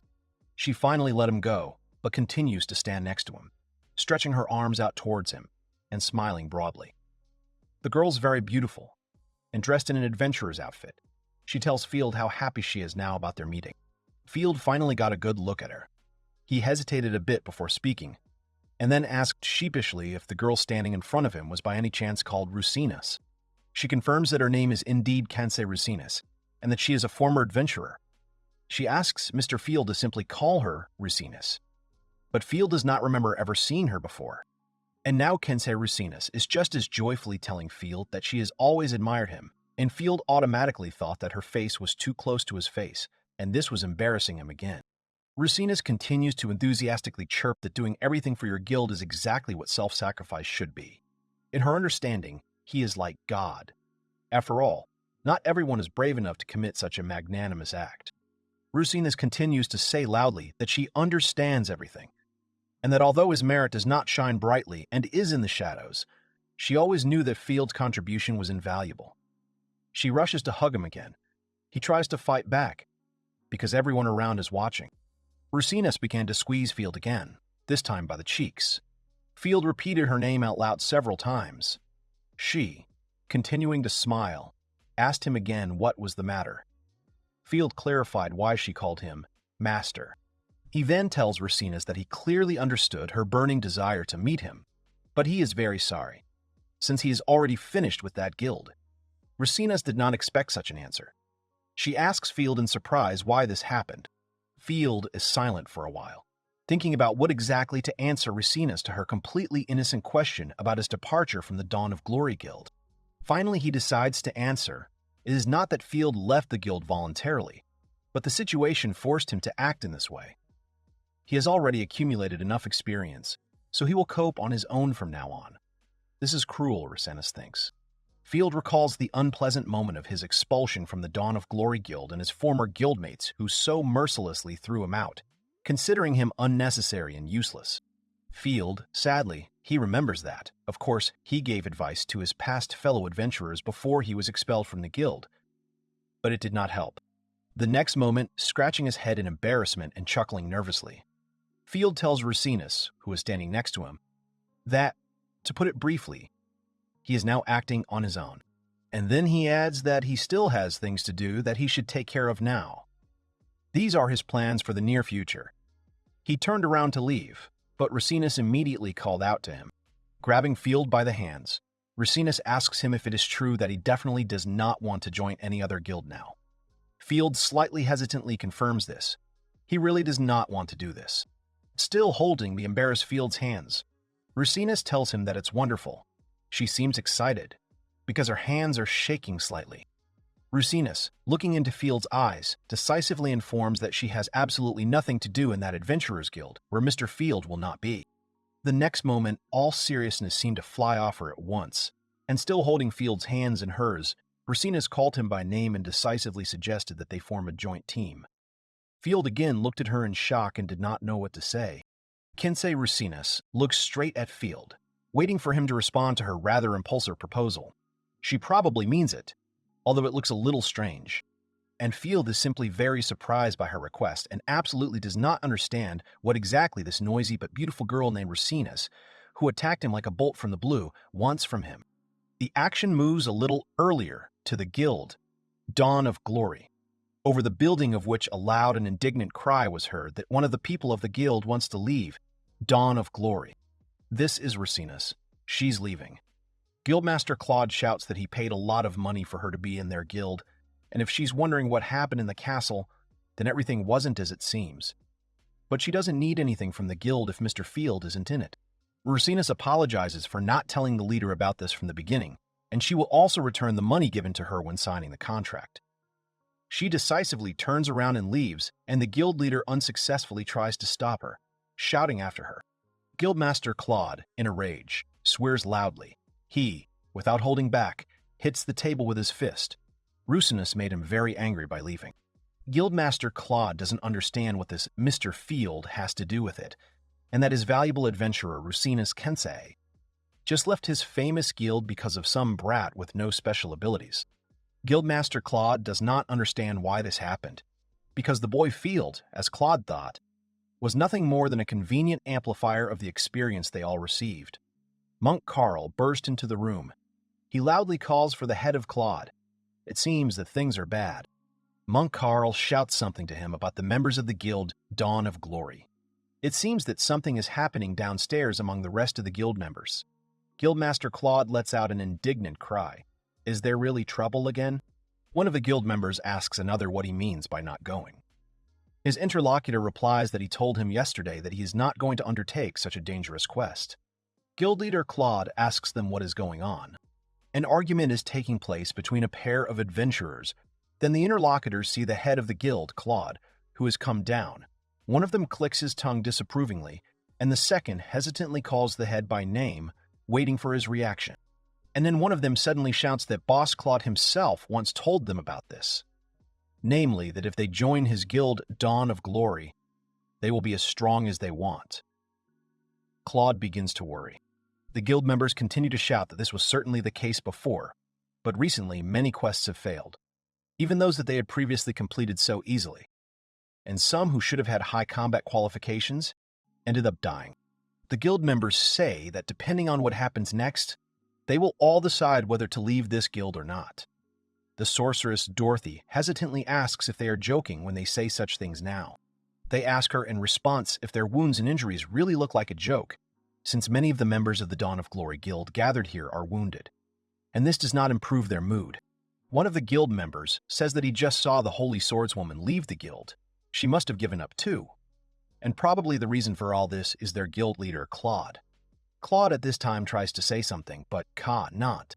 To Claude's horror, many members of the Dawn of Glory Guild began to realize that ever since the inconspicuous boy Field left them, very strange things had been happening in their once popular and powerful guild. The guild members are dissatisfied because they all thought that they had made good progress, because the guild leader Claude told them that joining his guild Dawn of Glory would definitely help them improve their abilities. But now they don't believe it. They remember that the guild leader Claude even told them all that this useless boy Field was only slowing them down, but at the same time he always left the most difficult tasks to this Field. Claude is numb and silently listens to the accusations. Claude is shocked by the behavior of his comrades. The members of the guild Dawn of Glory gathered in front of him are clearly indignant. They curse without holding back and ask where the head of their guild Claude stuck this inconspicuous guy Field. The action moves to another room, perhaps a library or another guild, and there someone asks those present about the location of the Elven country, thereby causing exclamations of surprise from the visitors. The girl administrator behind the counter, smiling deliberately sweetly, tells the applicant that she is very far from such legends and knows nothing about them. But perhaps someone else is aware of what is happening, and one of the impressive-looking local adventurers answered doubtfully that his great-grandmother had once said something like that, but apparently because she had gone mad in her old age. Each of her such stories always turned to goblins. Local children are also surprised by questions about the country of elves. They don't even know about such things. They ask someone with smiles how it is possible that such an adult still believes in some kind of fairy tale elves. And then one of those present, laughing awkwardly and making a rather strange face, joked that yesterday they had mushroom stew on their menu. And now finally everything became clear to him. Gloomy Field, who had shown interest in the elves, frowned because he had not come any closer to his goal. He had learned nothing about the country of the elves and the path to it. He seems tired of searching for the necessary information. Standing in front of the bookcase and looking at many different books, he thoughtfully chuckles and suggests that information about elves is probably a great rarity here. In fact, he himself only knows about them from those books that he read avidly a long time ago, when he was still a child. In the books he had read earlier, it was said that elves were some kind of mysterious race that never appeared in crowded places. Field reaches out to the shelf and pulls out another book to search for the necessary information. He does not give up. Field's next goal is a journey to the country of elves, and he intends to achieve it. But this was only spoken of in all sorts of old literature and fairy tales. Field thinks that even if elves do not really exist, it is not surprising that some race could be related to them. Someone came up close to him from behind, and then suddenly Kinsei Racinus's voice was heard in Field's ear. She conspiratorially asked what Field was interested in here, perhaps the elves. For a moment, Field was taken aback by surprise and amazement. She had clearly caught him off guard. Field screamed loudly, and realizing that it was Racinus again, he called her by name and in a furious whisper asked her to behave a little more quietly in the library. She responded with a meaningful silence. Field, in a loud whisper, wondered what she was doing here, to which Racinus replied that she had already said earlier that she really wanted to create a team with Mr. Field. And Field, in response, reminded her that he had refused this offer back then. He again resolutely refuses to do something like that with her. Racinus argues with him and asks him not to be such a bore. Then, to change the subject, Field asks about her work at the Dawn of Glory Guild, and whether Racinus is sure she really wants to be here with him. She looks at him for a few moments, uncomprehending. Then Racinus answered him without hesitation that it was not a problem because she had already quit the guild Dawn of Glory. Field was in complete shock, his eyes wide, stuttering. He yelled at her that she really just went and quit. Field and Racinus's annoying chatter is clearly beginning to irritate the other library patrons. One of them growls angrily and lets out indignant words in their direction. Field and Racinus notice this and shudder together. Meanwhile, Racinus tells him that she only got a job in that guild, Dawn of Glory, because she was following Mr. Field. She asks him nonchalantly, "So what is the book Field is holding in his hands about?" Field reluctantly tells her that he is trying to find a way to the land of the elves.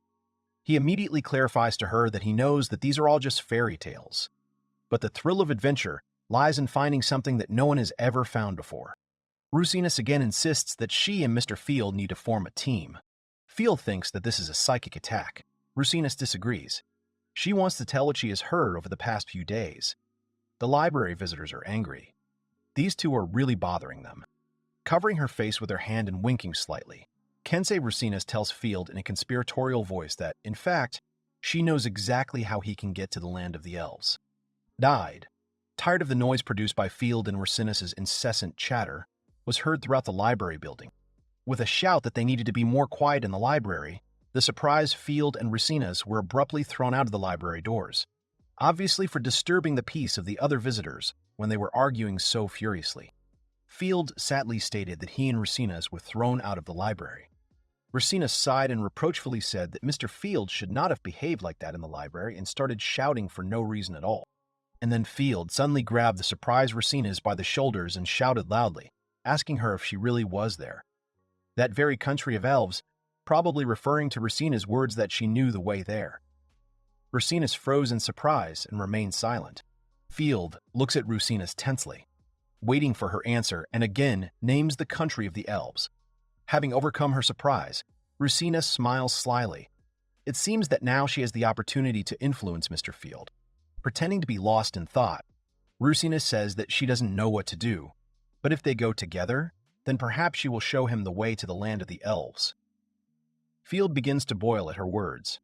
He chuckles irritably, trying to restrain himself. At this time, Field is in a fierce battle with himself and his thoughts. He experiences a lot of emotions, from anger to despair, and tries to find the most appropriate words for this situation. Finally, Field spoke. All the thinking didn't take him very long, but he clearly and calmly informed Racines, who was standing in front of him, that he understood everything. She looked at him questioningly. What had he decided for himself? He decisively declares to the satisfied Racines that they will go to the land of the elves together, but it will be only a temporary union and only until they get there, and so that she does not invent anything unnecessary about their joint expedition. Racines rejoices and shouts that he will be with Mr. Field. He shouts, reminding her that this is all temporary. This will be their temporary agreement. She urges him on, because they need to prepare for the campaign. Field is not sure that she even barely hears him. A joyfully smiling Kensei Racines walks next to Mr. Field, whom she has been looking for so long. And Field again looks very embarrassed, which is not surprising, because Racines is a very beautiful girl.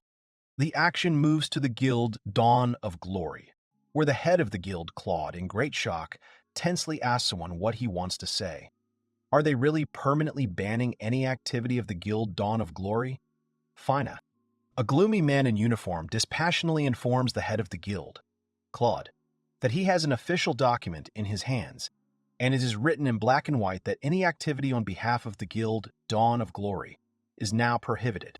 The gloomy man added that His Majesty was very concerned about the situation that had arisen after those words of the guild leader Claude. That is why His Majesty ordered his people to deal with the violators who were defaming his name. At the end of the conversation, the gloomy man told the head of the guild, Claude, that when the situation is resolved, they will all be able to return to their business. That's all he has. Claude desperately shouts after him and asks him to wait. He does not believe in what is happening. Claude asks the gloomy man what they should do now. He doesn't know, because even if they can survive this collapse, their resources are not infinite. But this does not concern the gloomy man.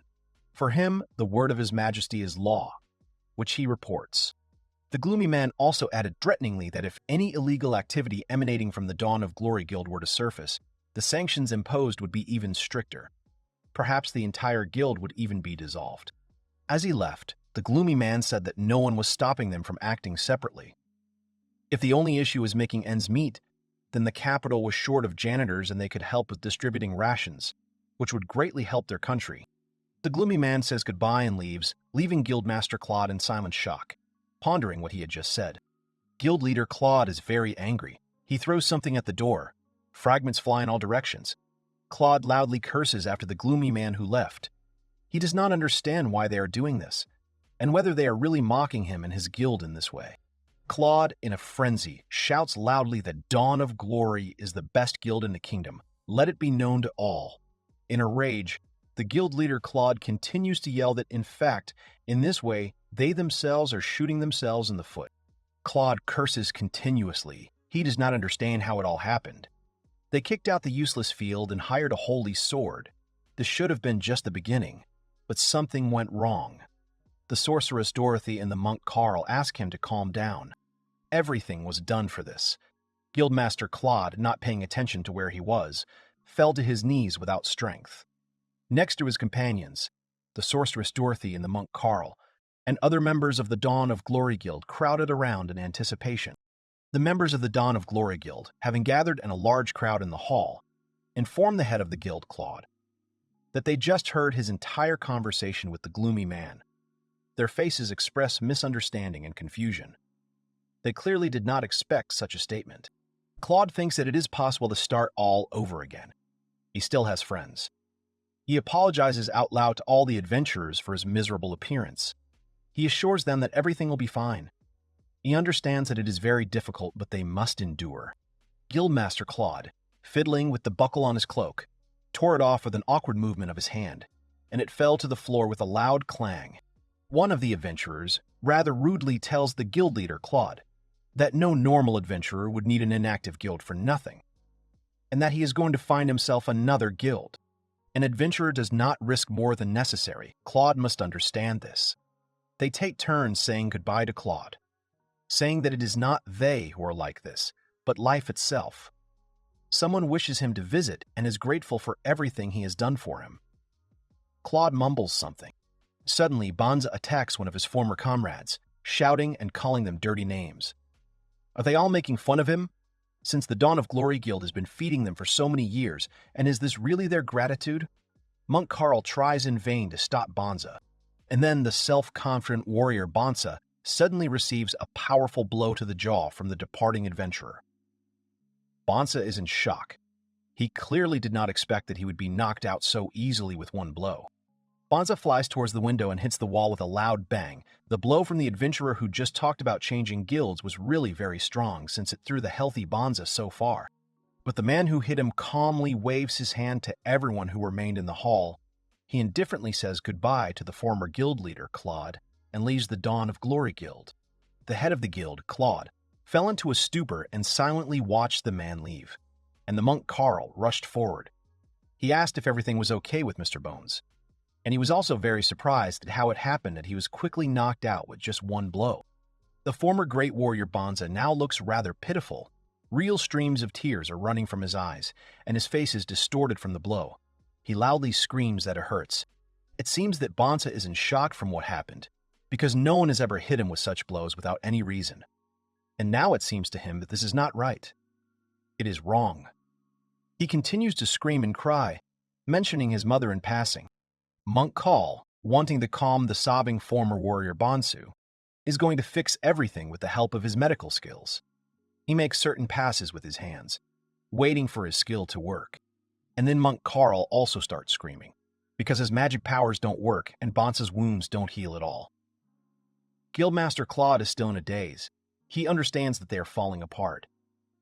Monk Carl hesitantly calls out his name. Monk Carl in tears tells the head of the guild, Claude, that his healing magic, or rather all his magical powers, have completely disappeared.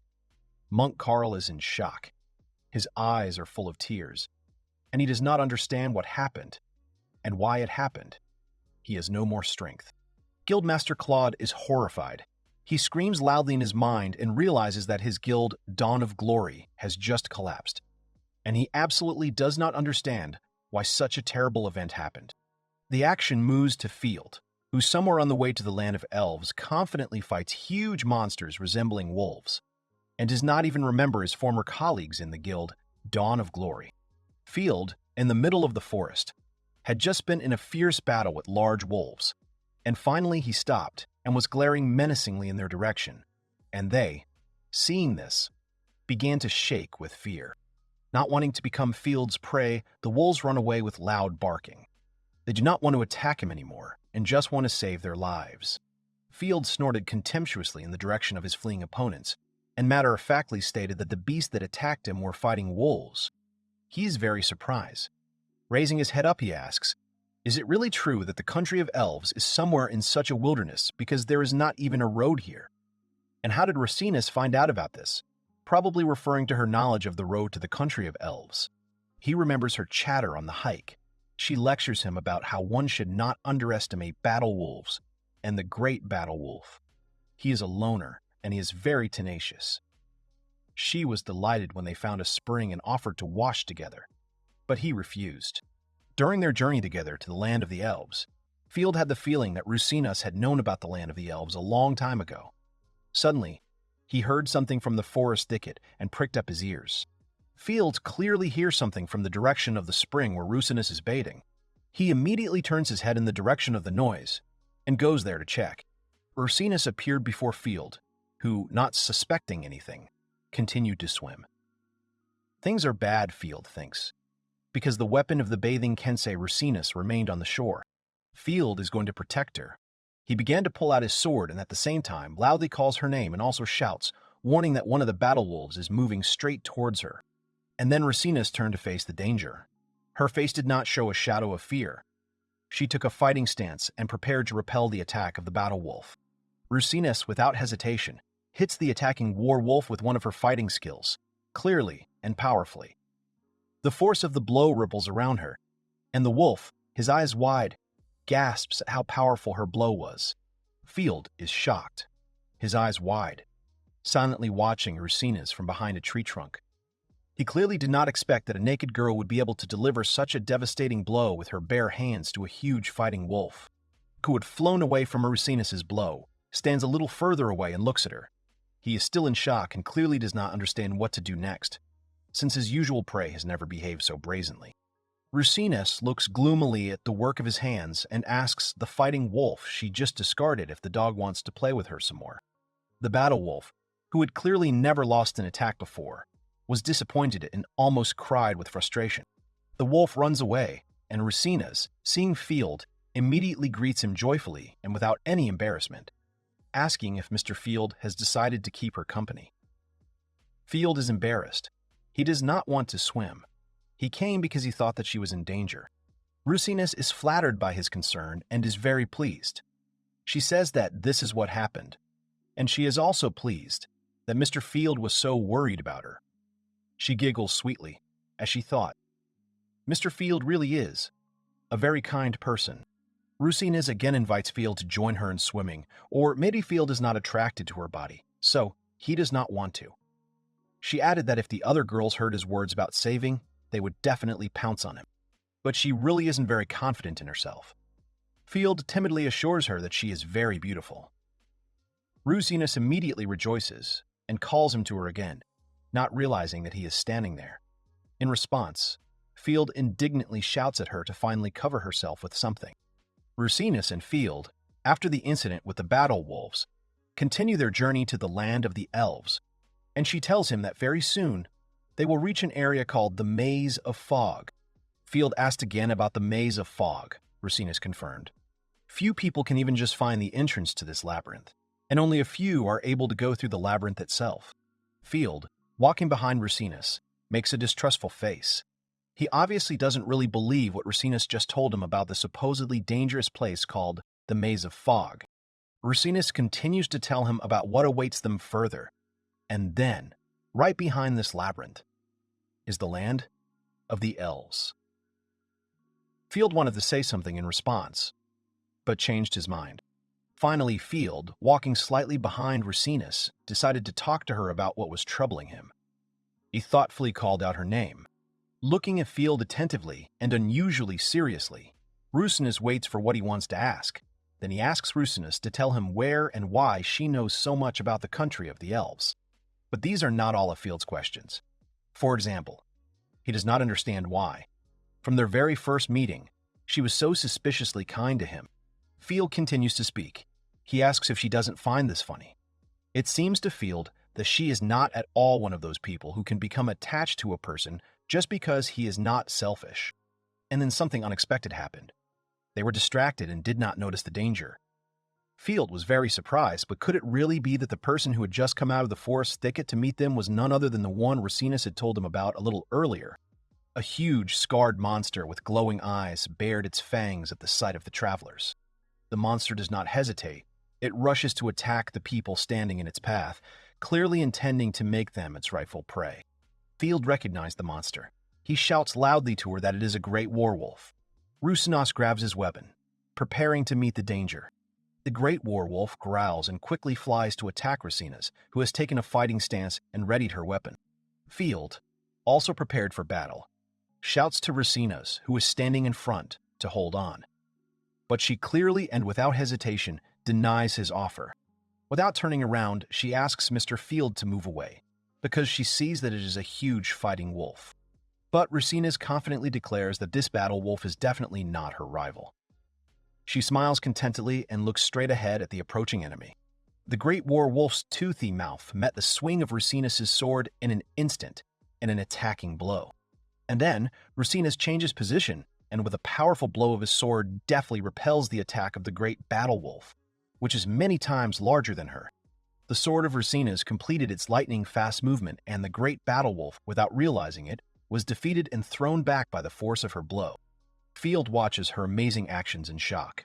He's impressed. Racines hesitates for a moment, and then she wants to say something to Mr. Field. Racines wants to continue the speech she started. It seems that she has gathered courage to tell Mr. Field something very important to her. But then, with a sudden lunge, Field silently struck down the great war wolf, who had reappeared as if out of nowhere right behind Racines, and who was clearly intending to attack her from behind. She fell silent, stunned. Field puts away his weapon and, as if nothing had happened, grumpily reminds the surprised Racines that she herself had recently told him to beware of these great war wolves. Field asks her to forget what he just said about her attitude towards him. He understands that she has her reasons for this, and if she does not want to tell him about them now, then that is her right. He went a little too far and asks for forgiveness for this. Racines tells Mr. Field, unusually quietly, that when the time comes, she promises that she will definitely tell him everything about herself. She addresses him by name and says that she wants Mr. Field to know the real her. Field looks at her carefully, because now he has been told something important. She suggests that he move on because from here begins the maze of fog, and if he doesn't mind, then let him take her hand and never let her go. Having finished speaking, Racines silently went on, and then Field still didn't understand why. The land of elves that Field was looking for was just around the corner. When the time came, Field had a feeling that it, this time, would come very soon. Racines asks Mr. Field to come a little closer, and a little closer. But to the embarrassed and irritated Field, it seems that she is already too close to him. Racines giggles. It seems she enjoys teasing him. In the maze of fog, you can't even see the faces of the people walking hand in hand with you, so it will be very bad if he got lost. Field partly agrees with her words, but he orients himself roughly by the sound of her voice, and she just needs an excuse to stick around. Here Field cried out sharply. In this fog, he was unable to adequately assess the dangers of the route. Field stumbled and almost fell into the pit, but Racines kept him close, holding his hands tightly, asking him to be careful, because there are traps all around. She asks if they agree to be careful in this dangerous place. Field agrees. Racines continues to lead him through the darkness. And now, finally, she announces that they have arrived, and that the goal of their journey has been reached. However, Field does not see anything. He walks and makes a distrustful face. And suddenly, Field's face seemed to be illuminated by a bright light. He opened his eyes in surprise and, with his mouth open, looked at something that appeared in front of him. The darkness of the labyrinth ended, and a stunning picture appeared before his eyes. Field saw a stunning panorama. It is a beautiful city among dense forests and mountain slopes. Racines looks at the city spread out before them with a smile. She welcomes Mr. Field to the land of the elves. The incredibly beautiful city, located right at the powerful roots of a giant tree, brought Field into complete delight, and he, with his mouth open, contemplated the beauty that opened up to him, obviously trying to see as much as possible. And suddenly he starts off somewhere and runs without saying anything to Racines. She screamed in surprise and shouted, asking where Mr. Field had rushed off to. Field jumped hastily from the small rock ledge on which he and Racines had been standing and landed with his feet on the soft grass.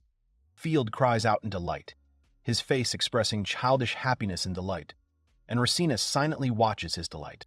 Field spread his arms as if trying to embrace this incredibly beautiful view in the expanse that he was observing. It was amazing, and he had never seen anything as beautiful as this place before. He is very grateful to Racines for bringing him here, to the land of the elves. Racines is embarrassed, but she smiles contentedly and thinks that he has absolutely nothing to thank her for. And then, she had to thank him somehow.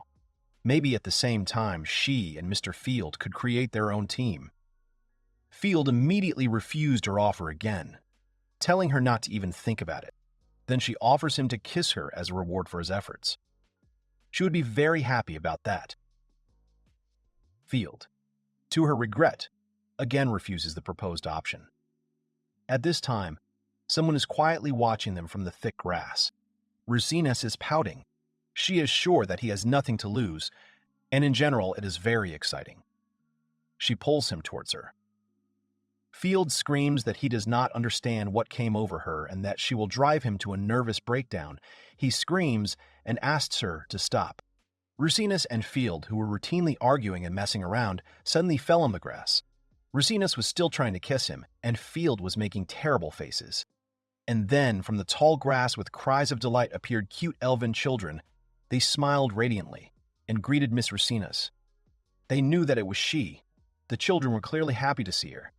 The children have pointy ears and light hair. Rusinus immediately detached herself from the astonished Field and greeted them joyfully, calling them by name. The children's names are Danon and Sana, and she hasn't seen them for a long time. She asks how they are doing, how they are getting on here. Field watches their conversation in amazement. The elven children, Danon and Sana, are mutually polite and also ask how Miss Rusinus is doing, if everything is okay with her. She, in response, claims that naturally everything is okay with her, because it couldn't be any other way.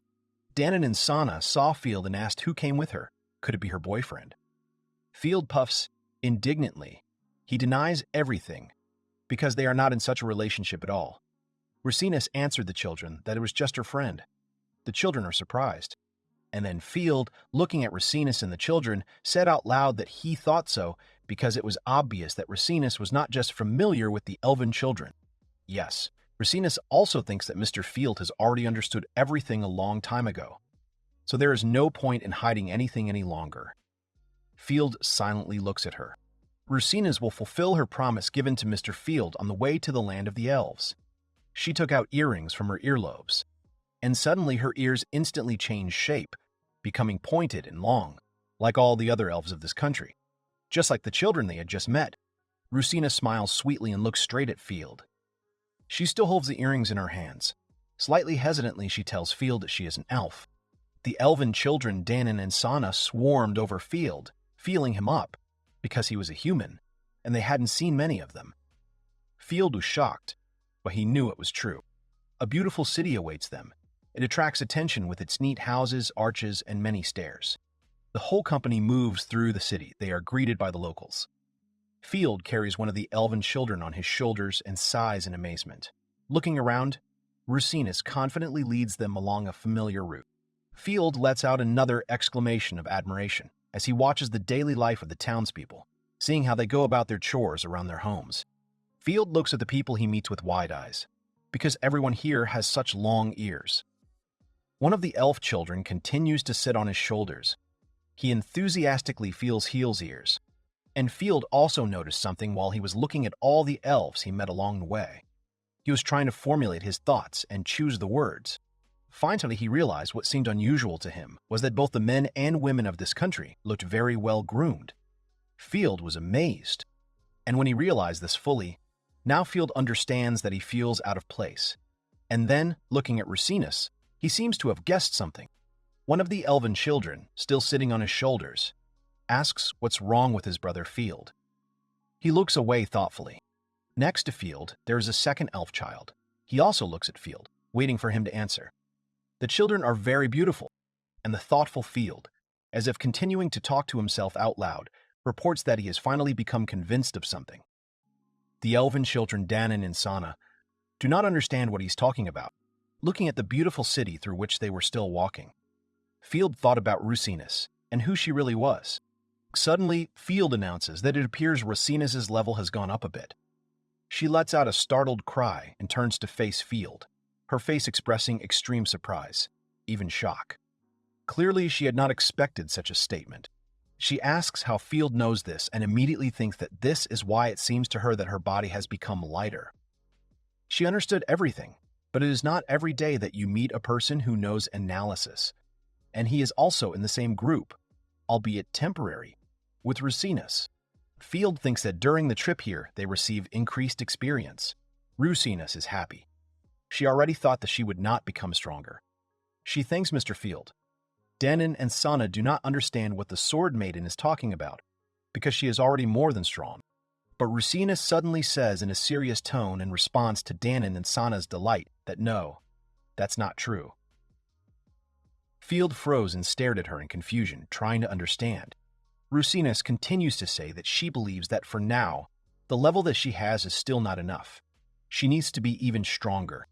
And then Field suddenly begins to hear the inhabitants of the city coughing around him on all sides. He looks around thoughtfully, looking warily at those around him, and behind them, and to the side, and upon closer inspection in the windows, it is clear that the local residents are not healthy. He turns to Rusinus with a question. Mr. Field thinks that something is wrong here in the city. He asks if she has the same feeling.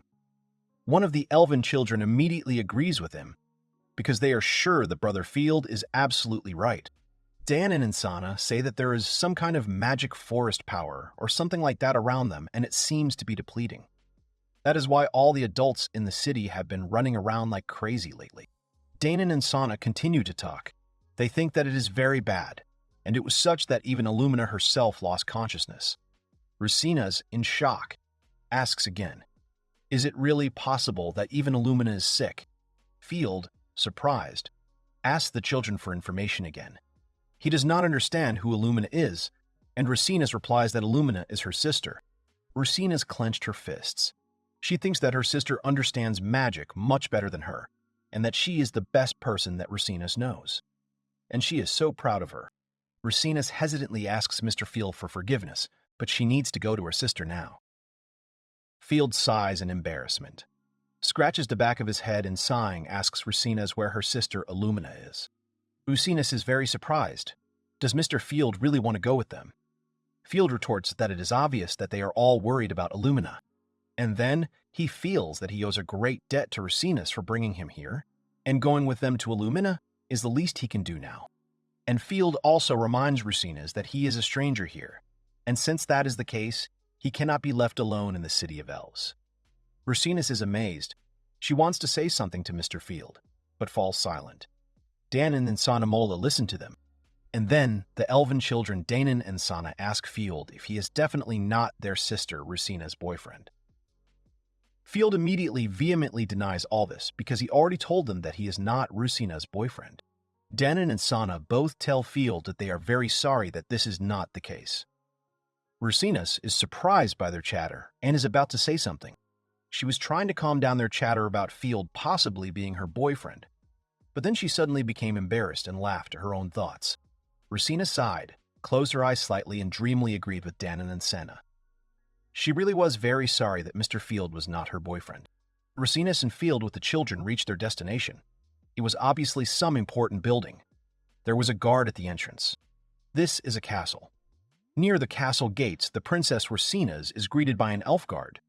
He is very surprised by her appearance, but at the same time, he is glad that she has finally returned. He asks her to wait a little, and asks who this man is who is coming to the palace with her. Rusinus replies that he is her lover, and Field immediately corrects her that he is just an acquaintance. Rusinus informs the guards that Field is her guest, and asks them to behave accordingly. The serious Rusinus asks Mr. Field's forgiveness in advance for the fact that something unsightly is about to appear before his eyes. Field is a little scared of what is about to happen to them in this place. Rusinus and Field entered a huge hall, on the walls of which hang large canvases covered with some strange formulas, many of which are crossed out with bold crosses. Upon entering, Rusinus greets His Majesty. She then reports that Rusinus Kinsei has returned to the land of the elves. From all sides, the voices of the courtiers are heard, whispering and repeating her name out loud several times. Field is silent and watches what is happening in amazement. It is obvious that he has never been in such places before.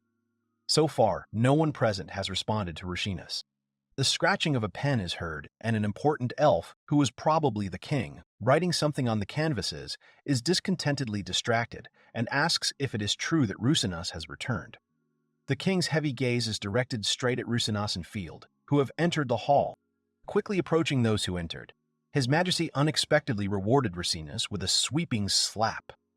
Rusinus silently endured the blow. Although it was very strong, it seems that she expected such a turn of events and did not react in any way. His Majesty becomes very angry and loudly asks why she returned to the land of the elves now. Rusinus became sad, her cheek turned red from the king's blow. She was silent and looked at her feet, not daring to answer His Majesty's question. He reproaches her because she is a princess, but even being one, she still dumped all her responsibilities on her sister Illumina, because of which she fell ill. Racines trembles, barely holding back the urge to answer. Finally, she shouts back that she sincerely apologizes for all the trouble she has caused with her actions. But His Majesty doesn't really listen and shouts that her apologies mean nothing to him. Racines tries to justify himself and shouts in response that their country will have no future if they continue to rely only on their own wisdom. The situation has long been out of control, and it is obvious that they cannot cope on their own. Racines continues to say that she is sure that His Majesty understands all this anyway. His Majesty makes a displeased noise. It is obvious that the king has become even more angry. He looks at her angrily and asks in a sinister voice that Racines must have found a way to solve all their problems, since she is so bold in throwing around such loud words. Standing before the king, who was waiting for her to answer his question, Racines hesitantly tries to begin a speech. But she cannot find the words. Her hands are shaking slightly. His Majesty, meanwhile, continues to accuse her, ordering her not to be so vain. Despite the fact that she speaks such bold words, he believes that she herself has done nothing. His Majesty also accuses Princess Racines of putting the lives of her fellow tribesmen at risk and of bringing a stranger here to them. Racines again only listens to his reproaches in silence. His Majesty also does not understand who this man is. Has Racines really found herself a husband? Field is displeased, but before the surprised Field can answer the king's attack, Racines gestures for him to be silent. She hesitated a little before answering, and then resolutely told His Majesty that Mr. Field was her close friend and nothing more. Therefore, she asks His Majesty to stop such statements. She has had enough of them. Surprised by her actions, Field stands a little behind and watches the conversation. His Majesty chuckled thoughtfully, but he agreed with her statement. Having put his writing utensils on the table, the king clearly became interested in the man. His Majesty turns to Field and asks what the man thought when he found himself in their country. Field, after a slight hesitation, replies that at first the country seemed beautiful and mysterious to him, but there was something wrong with it and its inhabitants. Field noticed that there was something wrong with the physical condition of the elves of this country. He asked His Majesty if there was a reason for all this. He answered that everything was correct. There was an acute shortage of magical power in their country. His Majesty replies that, as Field might have noticed earlier, their elven country is surrounded on all sides by dense forests, and therefore their magic is closely connected with them. Elves get life force from forests, and having collected enough force, elves have children who after a while return force to forest. And thus, force constantly flows. But now this reasonable process is broken.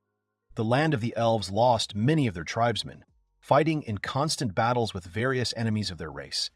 And so the worst happened.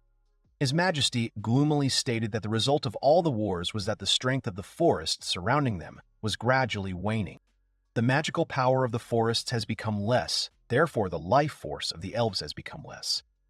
And they can no longer return the magical power back. Elves have a long life, but a low birth rate. They cannot just increase the population. Therefore, those elves who still have quite a lot of magical power in reserve support the forest by transferring their power to the forest. This is exactly the situation in the country of the elves now. His Majesty, pointing to Racines, recalls that initially this duty of maintaining the strength of the forests was placed on the shoulders of Princess Racines, and when she secretly left the country, it was taken over by her sister, Illumina. His Majesty turns to Racines, who stands silently before him. He wants to ask her the question that torments him once again. Towering menacingly over his interlocutors, His Majesty loudly asks Racines why she left her country of elves and abandoned her sister. Suddenly turns to Field, causing him to flinch, obviously the king's anger making him indecisive. His Majesty unexpectedly thanks the man standing before him for returning Racines to the land of the elves. Pointing to Racines, he tells Field that out of respect for his daughter, he will allow Field to stay in the elf country for a couple of days. His Majesty is still angry. He orders Racines to come closer. He believes that since she is here, now she must fulfill her duty. The duty that she forced her sister to fulfill. Racines meekly stepped forward towards the king, and Field shouted at her and tried to say something. But Racines immediately interrupted him. She said that she was very grateful to Mr. Field for being with her all this time. Rusinus decides to tell him everything. She hesitates a little, but then tells him that, in fact, she was trying to take advantage of his power. It turns out that she had known for a long time how badly his previous guild, Dawn of Glory, had treated him. And when she heard that he was looking for the country of the elves, she decided that she had finally gotten her chance. Rusinus is upset. She was so stupid. Bowing her head now, she is very sorry for what she did, because she tried to deceive him, and in the end, she's nothing but trouble. Rusinus tries not to cry, but she can't stop her hands from shaking. Without turning to her interlocutor, she says that she is truly very sorry that she could not show Mr. Field how beautiful her elven country is. Field mechanically began to stretch his hand towards Rusinus, and then suddenly Field could not restrain himself and suddenly grabbed the hand of the departing Rusinus. Trying to keep her close to him, she shuddered in surprise. Field's face changed greatly. He rather emotionally tells her that she should not sacrifice herself, even if it is a question of fulfilling her duty to the country. Rusinus opened her eyes wide in surprise and, with her mouth open, looked at Field, who had so abruptly begun to defend her, while His Majesty, standing nearby, silently watched the developments. In front of the astonished Rusinus and the displeased-looking king of the elves, Field shouts loudly and decisively. He wants to say something. Ignoring the angry look from the king, Field hits himself in the chest with his fist and shouts that he intends to save the country of Rusinus with his power. Field informs Rusinus and His Majesty that his ability is to increase the experience his teammates receive, and since this extra experience belongs to Field, he can distribute it as he wishes. He understands that the main problem of the country of elves is that the inhabitants of the country lack the magical power to maintain the health of the forest. And if this is so, then Field has come up with something. Namely, Field tells Rusinus and the king that he plans to make the inhabitants of the elven country stronger with the help of his magical ability to distribute experience. Field believes that then the magical power of each individual elf will grow, and therefore they will be able to support the life of the forest in return. Field clarifies whether he understood everything correctly. His Majesty listens attentively and considers this plan incredible. His Majesty is surprised that this man, Field, is not only able to increase the experience he and his comrades receive, but he can also distribute it at his own discretion among the rest of the team. Field is agitated. He squeezes his hand impatiently. He also understands that His Majesty may not believe him. The king is amazed that this man, Field, is now here and asking for a chance to help the country of the elves. Field is very determined. Looking at His Majesty, he again boldly asks to give him the ability to save the country of the elves, which he so wanted to get to, the quiet corridors of the castle. Rusinus, standing by the bed in his sister's chambers, quietly looks at the person lying there. It's Illumina. She's breathing heavily. She's in a daze and doesn't realize that her sister is standing next to her. Sad Rusinus quietly calls Illumina by name and strokes her head, but her sister does not hear her. Something distracted Rusinus' attention. Suddenly, Rusinus saw that Mr. Field was standing in the doorway of the chambers and watching her as if he wanted to say something. Coming out into the corridor, they stopped with Princess Rusinus and started talking. Standing at the balcony railing, Field asks if it is true that he can now continue to live in the castle. Rusinus confirms this fact and asks if he is embarrassed by this. Field told her that recently he met a tall woman in the castle, and she looked at him so unusually. Rusinus replied that if she was tall, then most likely it was her mother. Field cried out in amazement. Could it really be Rusinus' mother?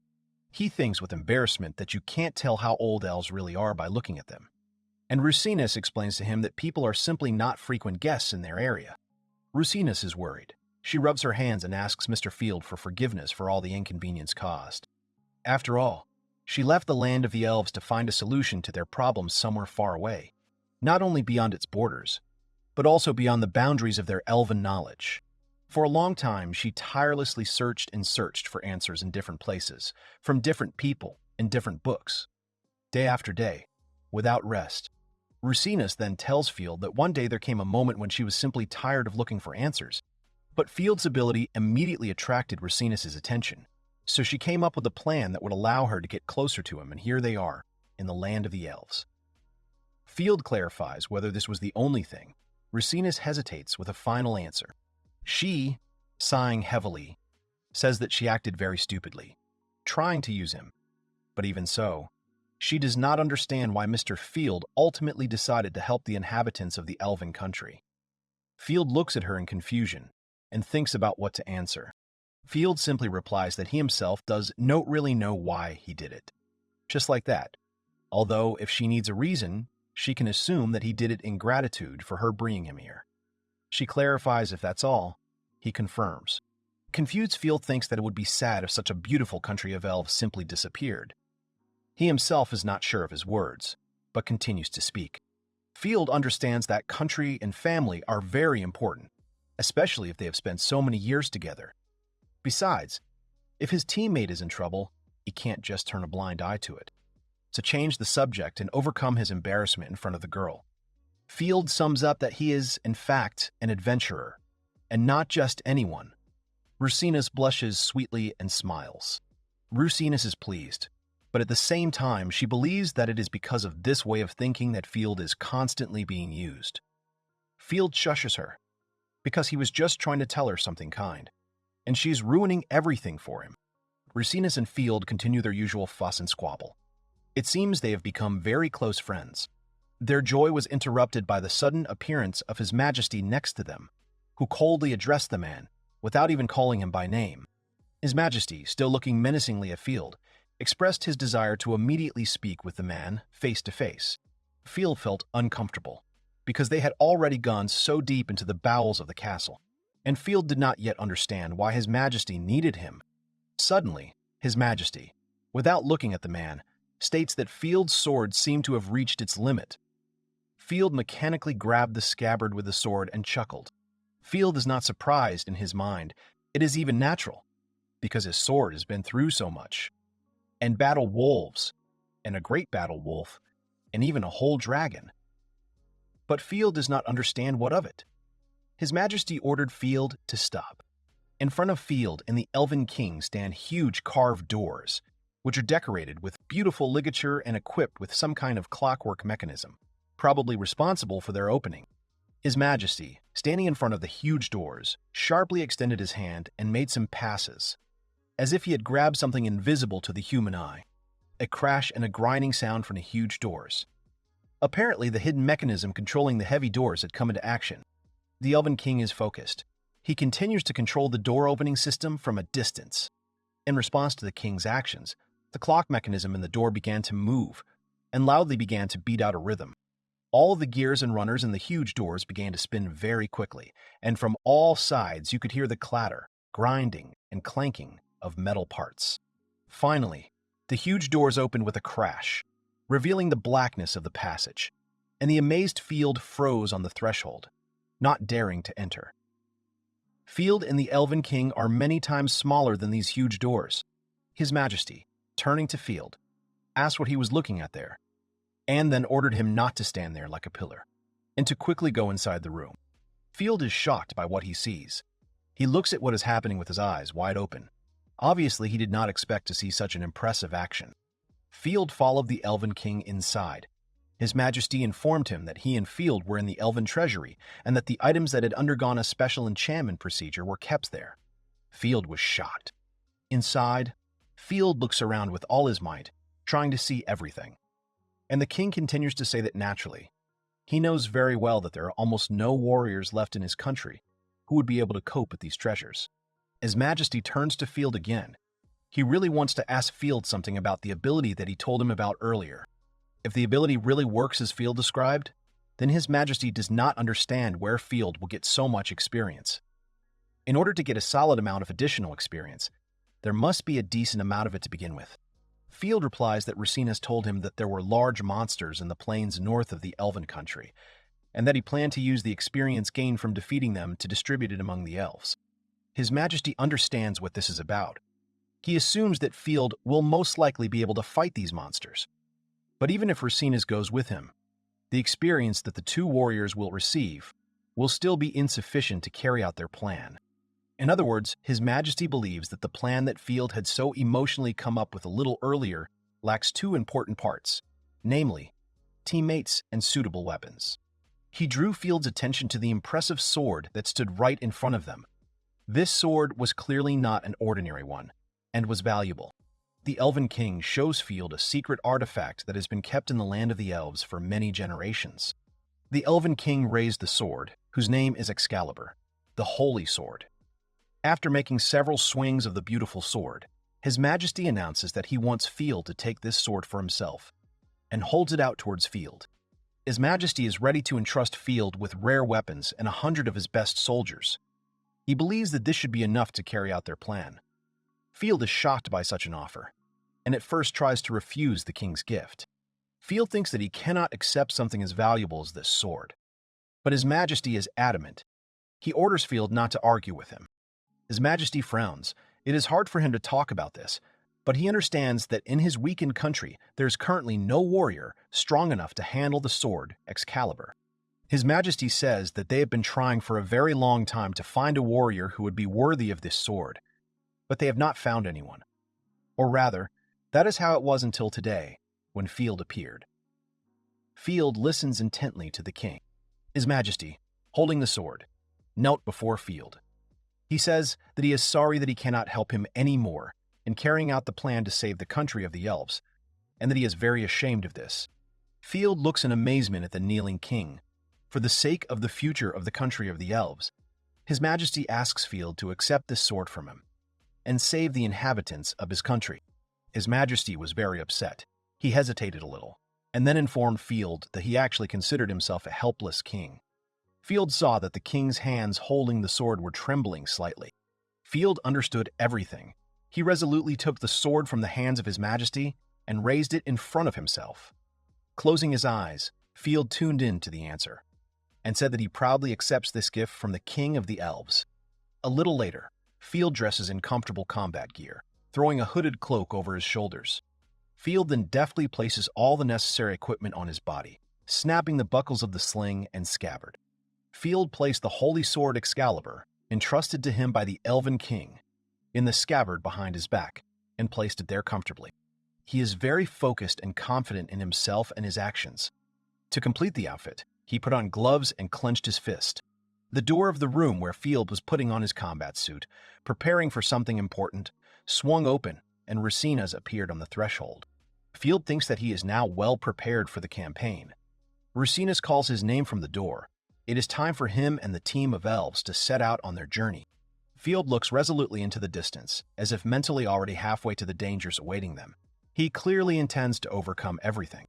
There is a squad of elven warriors on the street, and Field introduces herself as the commander of the squad of elven soldiers. Her name is Agatha, and she is the captain of this squad. His Majesty has already told her everything. Field was about to answer something but hesitated, and then he began to say something incoherently about how he was just an outsider, a very ordinary person, and he was not asking them to trust him. His confused explanations were interrupted by Captain Agatha's loud laughter. Field was somewhat taken aback by such a violent reaction. Captain Agatha asks him to exhale and calm down, because they will all follow Field. Firstly, such was the order of His Majesty, and secondly, they all have no choice in principle. Asks Captain Agatha if she is definitely not against following him, since he is still very young. To this, Captain Agatha answers that for them. Adult elves, all people are like children in age. Agatha wants to add something else.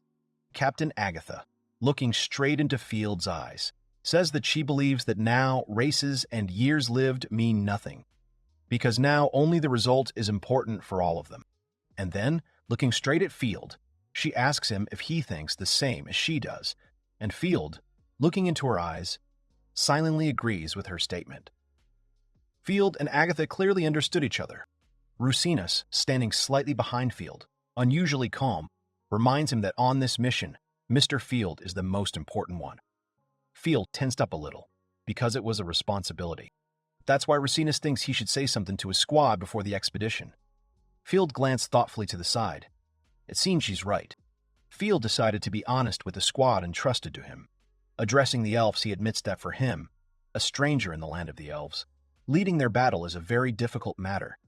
Field gathers strength to say the most important thing. He then boldly says that he saw various amazing things in this country, as well as the people who inhabit it. And although Field knows elves only a little, he likes it here. Field is very inspired, and therefore he asks the elves of the squad to believe him that he sincerely wants to protect the country of the elves, and for this he needs their help. Continuing to speak with the elves, Field says that he is counting on every warrior in this detachment. The detachment of warriors listens to him attentively. After Field's fiery speech, Captain Agatha loudly gives the command to the detachment of warriors to move forward, because the future of their country depends on each of them. A foot detachment of elven warriors led by Captain Agatha and Field set out on a journey, heading for the northern plains where monsters live. The detachment, led alternately by Rusinas, Captain Agatha, and Field, overcomes the difficult path to the goal, through forests and mountains, steadfastly enduring all the hardships of the journey. Captain Agatha and Rusinas noticed that Field slept peacefully even in the difficult conditions of the difficult path in the forest. Captain Agatha and Field discussed the road, looking at the map and choosing the most convenient route suitable for a foot detachment. Finally, Captain Agatha decides to turn to Mr. Field with a request. She calls him by name. Field turned around at the sound of her voice. Captain Agatha informs him that they should make a halt, because the soldiers from the detachment are completely exhausted. Field also paid attention to this. He understood everything. Captain Agatha sighs tiredly. Her appearance suggests that this path is difficult for her. She says that Mr. Field is an amazing person. Field just drinks water and does not understand what she is talking about. Captain Agatha explains to him that their detachment had been walking for several days in a row, and he was not even out of breath. It seems that Field really did not notice this and is now surprised by her remark. He silently looks at her. But the elves in the squad opposite are very tired. They have sat down in the clearing and are resting. Captain Agatha hopes that they will not become a hindrance to him when things take a serious turn. But Field does not think that the lights will be a hindrance. Captain Agatha asks Rusinas how far it is to the northern plains, since they have been walking for several days in a row. Rusinas replies that according to her calculations, they should have reached the place by now. Captain Agatha suggests that Field use his skills and analyze the area, because if the monsters are really big, he will be able to sense them without any difficulty. Field agrees with her and is ready to try. Captain Agatha and Rusinas watch Field as he uses his analysis skill to search for monsters and ask each other in surprise what is going on. And Field at this time stands thoughtfully a little ahead. He thinks that this is strange. He found the monsters, but something is not right here. He reports that according to the analysis data he just received, the mark indicates that the monsters should be exactly in the place where their squad is now located. He asks Rusinas to break the ground a little. Field thinks they need to try something. Rusinas cries out in surprise at his request. Rusinas asks if Mr. Field can do it himself, but he counters that he has a very valuable sword in his hands. He cannot do it. After all, he was entrusted with the national treasure of the elves. He is not going to dig the earth for them. Then Rusinas asks Captain Agatha to pierce the ground instead of her, but she also refused to do it.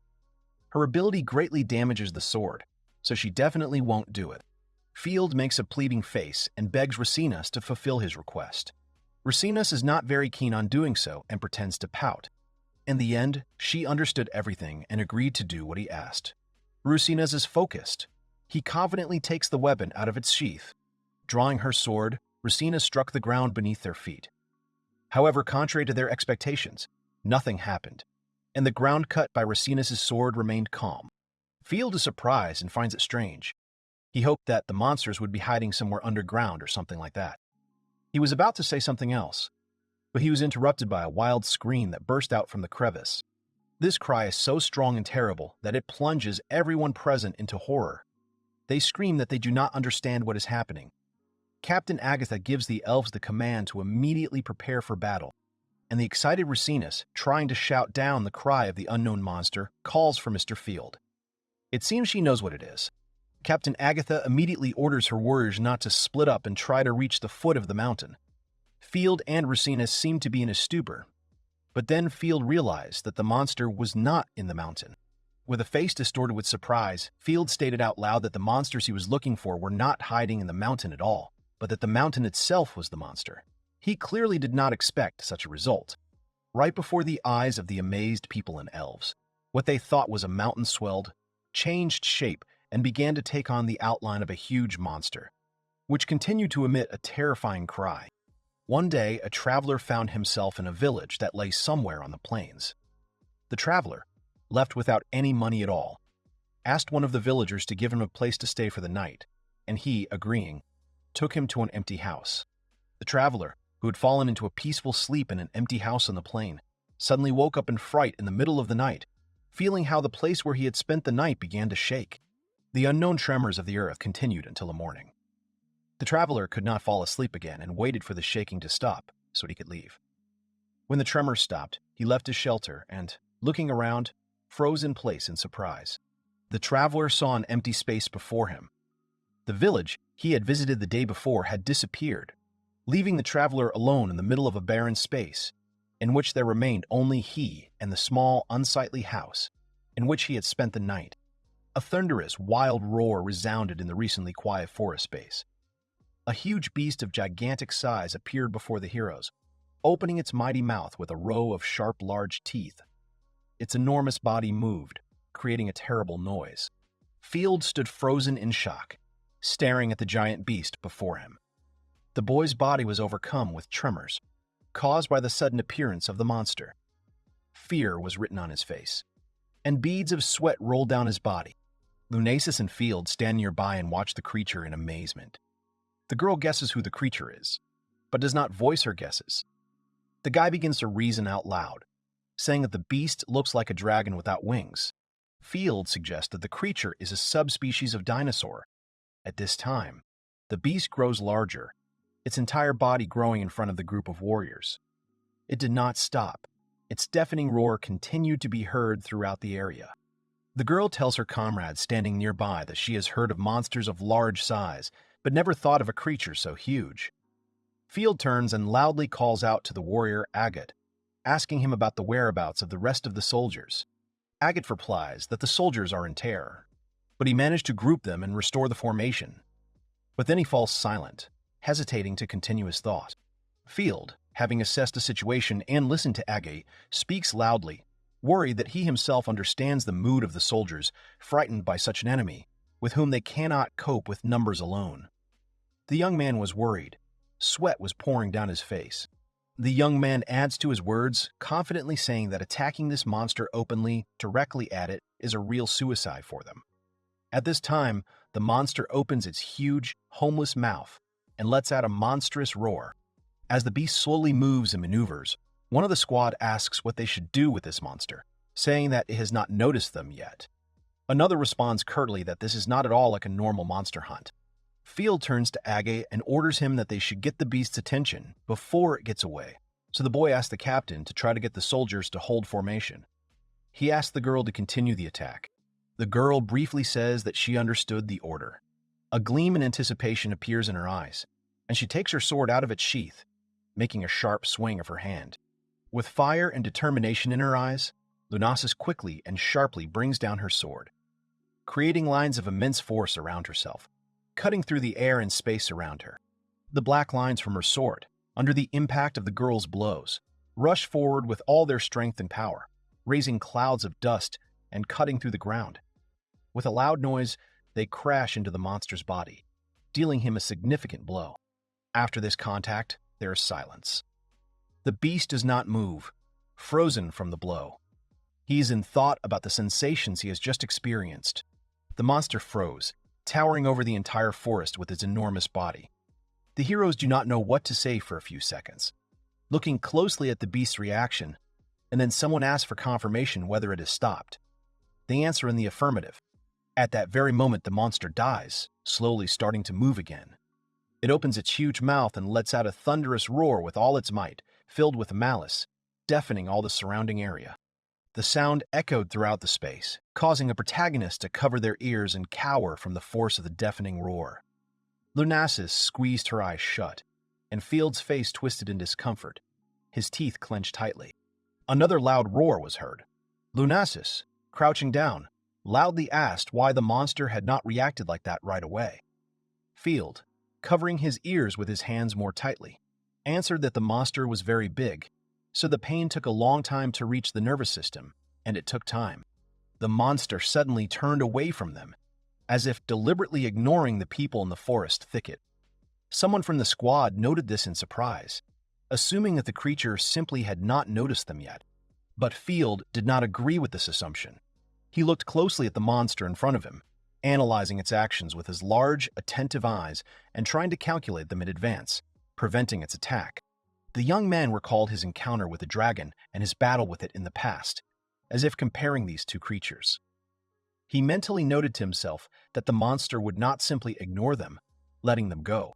Suddenly, another sound was heard, which was getting closer and closer to the people and elves in the forest clearing. One of the elves heard it and asked excitedly what kind of sound was coming from near them. Field moved forward sharply, raising his hand and looking at Lunasis. He loudly gave the elf and Captain Agate the command to gather the troops and then stand behind him. The girl looked at his actions with surprise and confusion. The noise increased several times. The shockwave was already visible through the trees, approaching closer and closer to the army, sweeping away everything in its path with its power. Standing in front of the soldiers, Field turned to face them with a look of determination and concern. He shouted loudly, warning his squad that the monster would use its tail strike. The monster turned around and looked at the boy with its fierce eye. It swung its massive tail and powerfully slammed it into the ground, creating a powerful shockwave that rushed straight towards Field. The young man froze, not flinching, looking at the danger rushing towards him. Absorbing the monster's shockwave with his eyes, Field mentally said only one thing: the name of the legendary sword in his hands. Excalibur. Of being handed this sword flashed through his mind, of the young man carefully holding it with both hands, listening to the information that it was a legendary treasure of the land of the elves. For good reason. Bringing the sword a little closer to himself, Field absorbed the words that the power of this sword did not depend on the physical strength of the owner, so the young man could best reveal its full potential. Field clearly remembered the way the Elven King had looked at someone when he had given him the precious blade, how he had insisted that the young man concentrate completely on the blade in order to awaken its full power. And in the youth's thoughts echoed the last words of the Elf Lord, who had said that the sword could do everything else for him. So Field raised Excalibur and concentrated, looking at the danger with a determined and warlike look. With a powerful blow, Field reflected the shockwave, causing a huge explosion. The monster, seeing this, opened its mouth in surprise, watching the unprecedented power. The blow was so powerful that it activated a strong wind wave that headed towards the elven squad. The soldiers tried their best to stay on their feet so as not to fall under the squall gusts of wind. Field stood there trying to recover, sighing and moaning heavily as blood began to pour down his face, as his body was not prepared for the force and impact of his own blow. He stood wearily on his feet, leaning dangerously to the side, but for now he kept from falling, tightly gripping the legendary sword with his hands. In front of him gaped two halves of the monster's enormous tail, split in half by a powerful blow. The soldiers of the Elven squad stood in amazement and watched as a large pool of blood flowed from the torn halves. Captain Agate couldn't believe his eyes and stood there, looking at the aftermath of the boy's blow in shock. There was a shocked expression on his face and his eyes were wide open, taking in what he saw. He repeated in disbelief, "How is this possible?" Feeling unbearable pain, the monster threw back its head and roared terribly. It raised its tail with the cut-off tip and let out an even louder roar than the previous one. Field insistently called Zunasis by name. The hero began to explain his plan to the elf in a hurry and quickly, which was that he would distract his attention, but the rest of the soldiers would be vulnerable at that moment if they gathered together. So he asked her to keep an eye on them. After giving the girl his instructions, Field tightened his grip on the sword and concentrated. He tensed his legs, strengthening them for a quick, high jump. Having completed the preparation of his body, the young man suddenly tore off from the spot, switching to a fast run. Behind him, a new shockwave roared, which tried to overtake him, but Field, with a determined gleam in his eyes, rushed forward towards his goal. As he moved, thoughts swarmed through his head. Field analyzed the sword's abilities, which were contained in the Blade of Light. He thought that if he miscalculated the strength of his attack, it would affect his soldiers as well. But he decided to think about it later. Field raised the legendary blade and thrusted forward, activating its ability. The sword glowed with a bright light. The young man swung his blade sharply, crushing the trees in front of him with its force and cutting them into pieces. Mentally, he told himself that he had to keep attacking. Having determined himself, Field made another cut of gray power. Excalibur's blow was so powerful that it reached the monster's face in a matter of seconds. Not expecting this, the monster was unable to dodge or defend itself from it, so it could only watch intently as the cut reached its wide-open eyes. The cut hits the monster's eye exactly. Feeling the terrible pain from the blow, the monster opened its sharp mouth wide, and a heart-rending cry of pain came from it. The beast fell to the ground under the weight of the blow. Seeing how the blow affected the monster, the soldiers of the elven army perked up and began to rejoice. They enthusiastically said that despite the fact that the beast was so huge, they would be able to wound it, and they would cope with it. Captain Agati did not share the general delight, looking warily at the wounded monster. In his thoughts, he could not agree with the words of the other elves. Although the monster had fallen, it was not defeated. It changed its position and stretched its mouth forward, looking at the warrior and soldiers with evil dark eyes, thirsting for revenge. Agate noted to himself that it was too early to talk about defeating it. Field ran quickly through the forest thicket, thinking and analyzing the current situation. He noted to himself that the blade of light in his hands only pierced the outer layer of the monster's skin. The young man began to consider his next steps. Looking around, Field thought that he needed to come up with something else to defeat the monster. Accelerating at full speed, the fearless youth jumped towards the monster, holding the legendary sword tightly in his palm.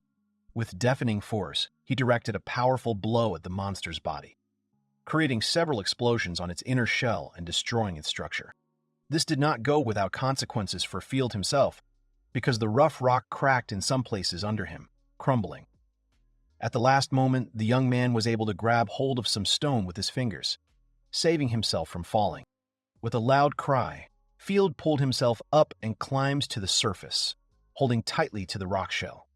He shouted that it was a losing tactic to compete with the monster in endurance, and set to attack its most vulnerable places. With all his might, the young man struck the monster again with the legendary elven sword, gathering all its power. Field really did destroy the monster's stone shell. But because of this, he himself became vulnerable, losing support under his feet and starting to fall. Having made things worse for himself, the young man began to fall into the unknown. Suddenly, the huge mouth of a monster opened beneath him, trying to swallow him and save itself from danger. With a loud sound and a satisfied expression on its face, the monster swallowed the young man, stretching out its entire body. The elven army watched everything that happened. Lunasis cried out in alarm, not wanting to believe her eyes. Her face was frightened. She shouted Field's name loudly. Suddenly, the monster's closed mouth began to glow. A loud and insistent voice from it resolutely convinced itself to concentrate on the legendary blade. With a spark of determination in his eyes, and a determination that was evident in every line of his face, Field shouted to himself that the monster inside was not as hard and strong as the outside. With its tough outer shell, summoning all his strength into his legendary elven blade, the young man created a huge beam of light that traveled across the entire width of the monster's internal organs, sweeping away the monster's huge snow-white teeth in its path. Field used his ultimate ability. Its name was Holy Destroyer. Under the influence of this enormous power, the monster's mouth opened wide, and a blinding beam of light began to shoot out from inside it in all directions. The beam from the legendary elven sword was so powerful that the monster could not withstand its onslaught. The monster's enormous body was cut into two even halves that glowed brightly with a snow-white light. The elves looked at the battle before them in amazement. Their faces showed surprise and delight, and the crowd could hear exclamations of delight and words about how Field had managed to defeat the monster. The monster's body fell to the ground with a crash. The elven soldiers, seeing this, talked among themselves, saying the Field had managed to defeat the monster and kill it. Someone joyfully shouted that the young man had managed to slay the creature. Only Lunasis did not share the general delight. She looked up with wide, amazed eyes, peering into the heights of the sky. The elf's face showed fear and concern for the young man. The girl asked worriedly where Field was. At that moment, something was rapidly falling from the sky, approaching the ground in the forest clearing faster and faster. The unidentified object turned out to be Field, who was rapidly falling towards the ground. His body is in poor condition after using his maximum powers. It is riddled with fatigue and exhaustion. The young man falls quickly, his sword flying next to him, released from his hands. His thoughts rush around in Field's head. He realizes with panic that neither his body nor a single muscle in it obeys him. He tries to move his fingers, but they do not move either.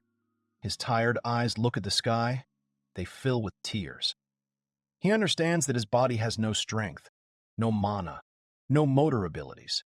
The young man thinks with concern that he cannot so stupidly go into oblivion, wasting his life in vain.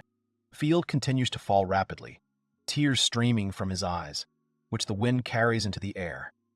With his last strength, he stretches out his hand forward, hoping that he can change something. The young man regrets his ability. Lunasis saw from the ground how the boy's body was rapidly falling down. Not wanting to accept the tragic outcome, she called upon her magic and directed it to her legs, preparing to catch the boy during his landing. Crouching down, she braced her legs to be ready to cushion Field's landing.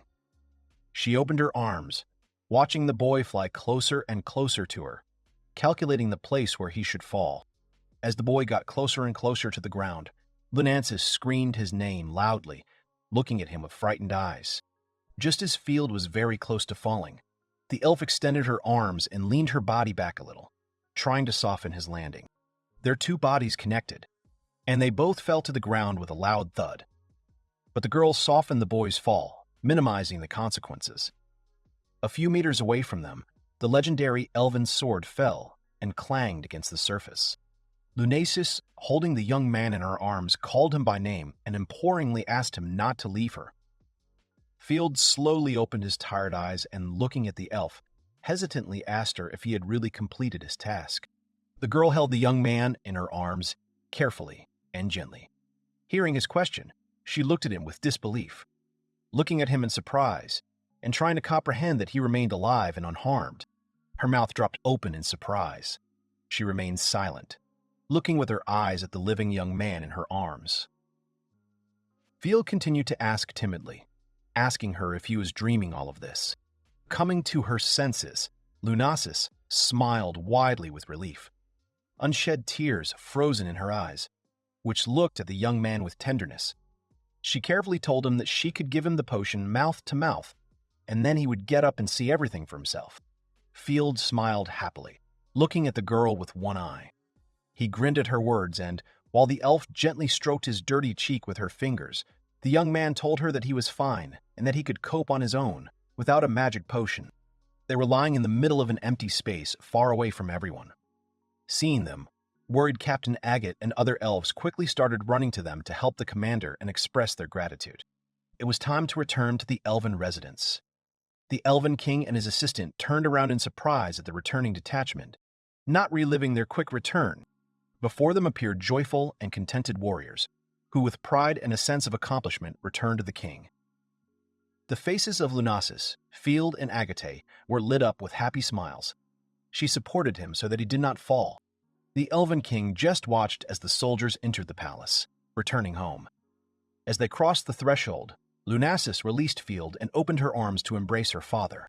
The ceremony began in front of the palace gates.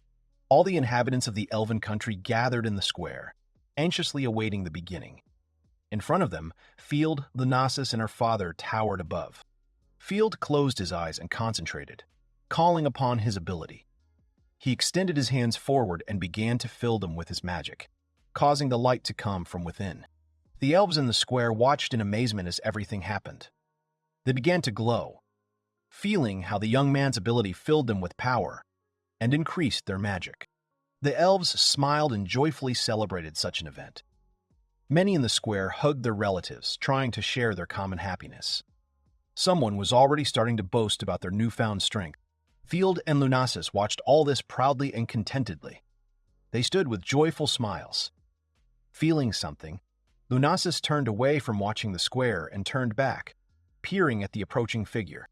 Right in front of her stood Illumina, who had managed to get out of bed and come to this event. She looked at Lunasis with confusion, her small hands clutching the cape thrown over her shoulders. Lunasis froze in shock, looking at the little elf in front of her. She looked at her carefully, trying to comprehend everything. Then, without further hesitation, the elf rushed to Illumina and hugged her tightly, pressing the confused girl to herself. Field turned around in surprise, watching all this. The young man watched the girl's embrace. Suddenly there was movement next to him, and only a slight breeze reminded him of how quickly the king had moved. The elven king quickly jumped up from his seat and, not caring about the little things, fell to his knees in front of his daughters. He hugged them tightly, squeezing them in his arms. The girls just froze in confusion, not expecting this from their father. The man began to sob, choking on tears and not hiding his emotions. Lunasis watched in shock as her father's body shook as he gave in to his emotions. Tears appeared in her eyes. Field stood to the side and watched as the family of elves rejoiced and comforted each other in their arms, mourning all the trials they had gone through. His lips curled, but he said nothing. Field only smiled softly, watching how life in the land of the elves gradually began to change for the better. As the elves rejoiced in the square and danced in celebration, the queen noted out loud that she could not remember the last time their country had shone so brightly. The elven king and queen stood at the balcony railing and watched their subjects rejoice. The man turned to face her and softly called her name. Looking down, he admitted to his wife that she was right. The king noted that even if he spent his whole life trying to repay Field for what he had done, it would not be enough, and noted that over the years he'd become coarse and his feelings dulled. They saw the joy on the faces of their subjects, who were carefreely enjoying their happiness. Gaius said that he had been wrong all along, and his daughter was right. But Lunalia gently disagreed with him. She noted that the path to a better life for the elves was paved by an artifact created by their ancestors, and the elves of their kingdom in Illuminal will be able to continue their lives only thanks to him and Lunasis, who fought to the end. Gaius then looked away and asked in confusion where Field had gone. He explained that he wanted to talk to him because the king wanted to get to know his future son-in-law better. Lunalia just looked at her husband and expressed her surprise. At this time, Field was rummaging around in the bushes, trying to find a way out. He quietly whispered out loud, looking for it, that it should have been somewhere below. The young man shuddered sharply when his name was called from behind him. Lunasis stood behind him, holding his robe in her hands and handing it to the boy, saying that he had forgotten it. Field turned his eyes to her and looked at the girl with a displeased expression on his face. The young man reached out and took the robe, thanking the elf. He then asked her why she was dressed as if she were going on a long hike. She replied that she had decided to go with him, and then asked how he was going to get through the maze of fog on his own. Lunasis looked down and began to fidget awkwardly with her braid. She noted that the country was not yet saved, and that this time they had managed to avoid disaster thanks to a miracle. The elf summed up that they still had a long way to go. The girl also noticed that although Mr. Field was strong, he was very quick with his hands, because he decided to use such a powerful ability without thinking ahead, and if he had fallen less successfully, he would have definitely died. The young man just stood there, amazed by her words. Then Lunasis quickly and passionately added that she wanted Field to live a long and happy life.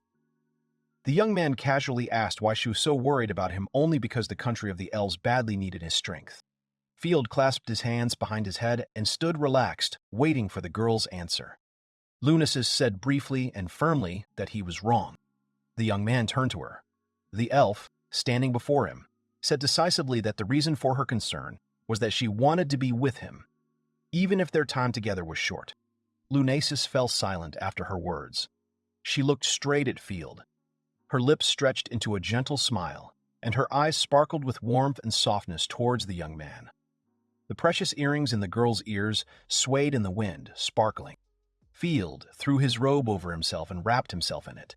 He awkwardly tugged at his collar, not knowing how to react to the elf's words.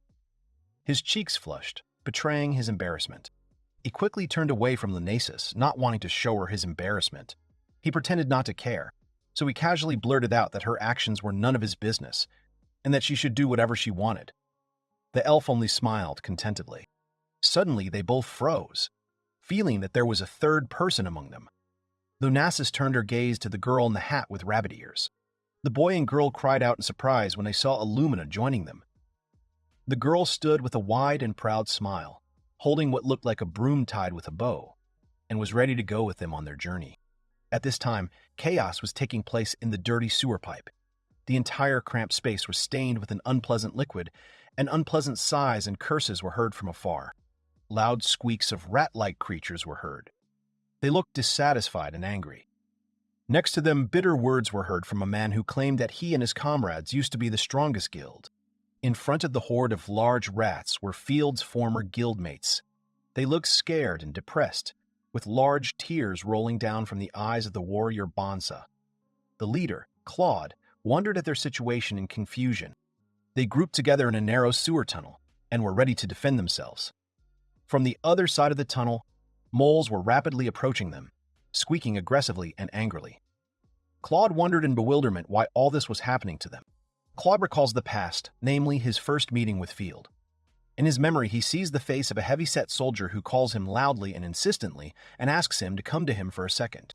At this time, Claude is playing cards with a fair-haired young man. His usually long hair is pulled back to keep it out of his way. He looks around with displeasure, looking coldly at the soldier. His opponent throws away his cards with a sad expression, thinking about the lost money. Claude gets up from his seat and approaches the soldier, who turns out to be the head of the guild.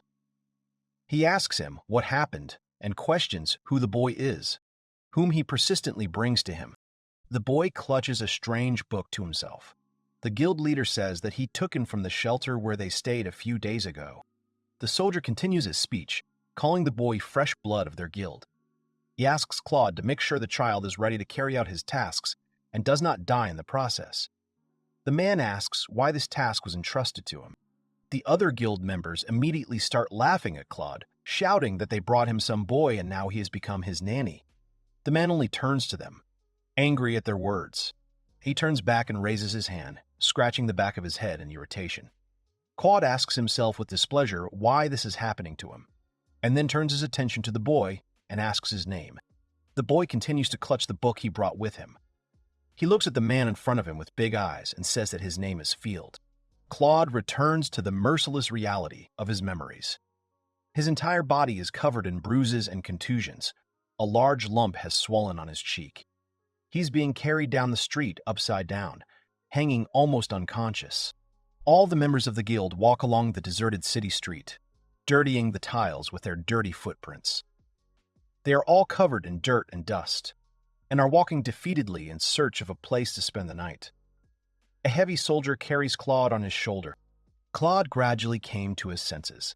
Someone noted this by screaming, to which he immediately received a shout from another member of the guild, who advised him to move faster, so as not to be caught on the street, which would lead to trouble. The guild leader complained of pain in his arm and discomfort on his face. His arm was indeed in bad condition, with blood flowing from a wound on it. Dorothy asked the man worriedly if he had already forgotten what had happened to him. She told him about how a giant rat attacked him in the sewers and bit him. Claude only indifferently repeated the words about the giant rat. Dorothy could not restrain herself and pounced on him with accusations, saying that they took on this case because he told them that it was an easy matter, and in the end, he was almost eaten by rats, and they had to retreat. The witch continued to scold the man, saying that he was the only one to blame for what happened to his face, because it was Claude who decided to swing his fists at the client, and he decided to fight him off. And if it weren't for the military police, the man wouldn't have survived there. Dorothy summed up that she had told them not to take on tasks from other adventurers. Someone reproached her for her own agreement, and another asked them not to argue, for which he also received a rebuke from the witch. Claude looked at the ground, defeated. The guild leader gave a bitter verdict that they had failed to complete the task. All four of them approached the door of the house. The door opened, and Bonza, with Claude on his shoulder, began to walk in. They were met with mocking words from the people sitting in the room, who greeted the guildmaster with mockery. In front of them sat several thugs, drinking alcohol and doing nothing. One of them mockingly addressed those who had returned, asking where they had found an employer, but then brushed it off, saying that he was only interested in money. The four members began to climb the stairs. The men mockingly raised their glasses and shouted a toast to their guild. Dorothy cast a hostile and contemptuous glance at these drunkards and called them freeloaders out loud. She continued her thought, saying that they would continue to sit in his house until the money ran out. Carl noted that everyone who decided to stay in the guild was like that. He asked Claude to sit down and said that he would take care of his treatment. The monk took the man's wounded hand and began to work healing magic on his wound. His palms glowed with magic as he carefully held the man's hand in his palms and gently tried to heal his wound. Carl quickly pointed out that he was not succeeding, but then said that they had tried very hard anyway. Dorothy looked at her palms and noted bitterly that, as she had thought, they had lost all their strength. She then clarified that rather they had returned to their original level. Claude extended his hand and looked at it. The bloody bandage had slipped off, revealing a large wound mark. Carl removed his hands and hastily said that he somehow managed to stop the bleeding, but he kindly advised the man to contact a normal healer at the clinic. Seeing how Carl was fussing and how Claude sat with such defeated fatigue, Dorothy flared up and shouted loudly that this whole thing was complete nonsense. She screamed even louder, waving her arms. The witch asked who came up with the principle that if they returned to their initial level, then they had room to grow because they simply completed tasks using force. So they had already forgotten how to fight. Dorothy continued loudly that killing rats was a beginner's task and was the easiest job. She then blamed Bonsu for getting scared and screaming, which led to the rats attacking. He just looked at her sadly. Bonza began to justify himself, saying that he could not help himself. He noted that they were all strong before, so such problems did not arise, and they also had strong magical support and a large supply of healing magic. He then pulled out a simple wooden bat and insistently asked Dorothy to look at it, since it was now the only piece of equipment he could use. Bonza sadly noted that now he could not relax at all. Carl listened to his comrades' complaints and agreed with them. He added that Mr. Bonza was not a strong man to begin with, and this information had completely slipped his mind. The man listened to the monk and wiped tears from his eyes. Dorothy thoughtfully listed the problems with the guild's arrears and paying its members. She noted that the longer they put it off, the more their debt would accumulate, and then after a while the country might disband their guild altogether. Carl looked at Dorothy, listening to her words with a disappointed look. The witch added a little more about the dissolution of the guild. She said that if they announced the dissolution of their guild, the country would be able to minimize the unpaid debts. Bonza listened to her words with tears rolling down his cheeks. Dorothy announced the bitter outcome that would befall their guild if events were to proceed as they had. If that happened, the dawn of glory would be over. Carl looked away and said that when everything was going well for them, he thought about the guild's eternal existence. He added that he could never have imagined such a shameful end for them. The monk continued, turning to Dorothy, that if she had said such a thing in their better days, they would all have laughed at her. Bonza agreed with him. But suddenly Claude spoke up, declaring that it was not over for them yet. He confidently shouted that the dawn of glory would begin again, and one mistake could not mean anything to them because they just needed one more task, in which they would not prove themselves. Bonza and Carl looked at his outburst in bewilderment. The monk even called him. Claude continued fanatically, ignoring the other members' hesitation, saying that they simply had to try harder and their dreams would come true. But then Dorothy cut him off abruptly, calling him by name slowly. She insistently asked him to come down to earth. Claude froze in amazement, squeezing the wrist of his injured hand with his fingers. Claude began to shake in excitement. He asked abruptly whether this was not their desired dream and pointed out that the dawn of glory would not be wasted just like that, and they would be able to make it the best guild that would be known throughout the world. Dorothy ran her hand through her hair, tugging in a long strand, and calmly noted that this was his dream, not theirs. Carl followed up by saying that this was no longer possible. Bonza said, covering his face with his hand, that everything looked so good because of their constant luck and the fact that they had achieved everything not through their own efforts, but were self-confidently unaware of it. Carl briefly agreed with Bones' words. Claude's eyes widened in amazement. He refused to believe what he heard.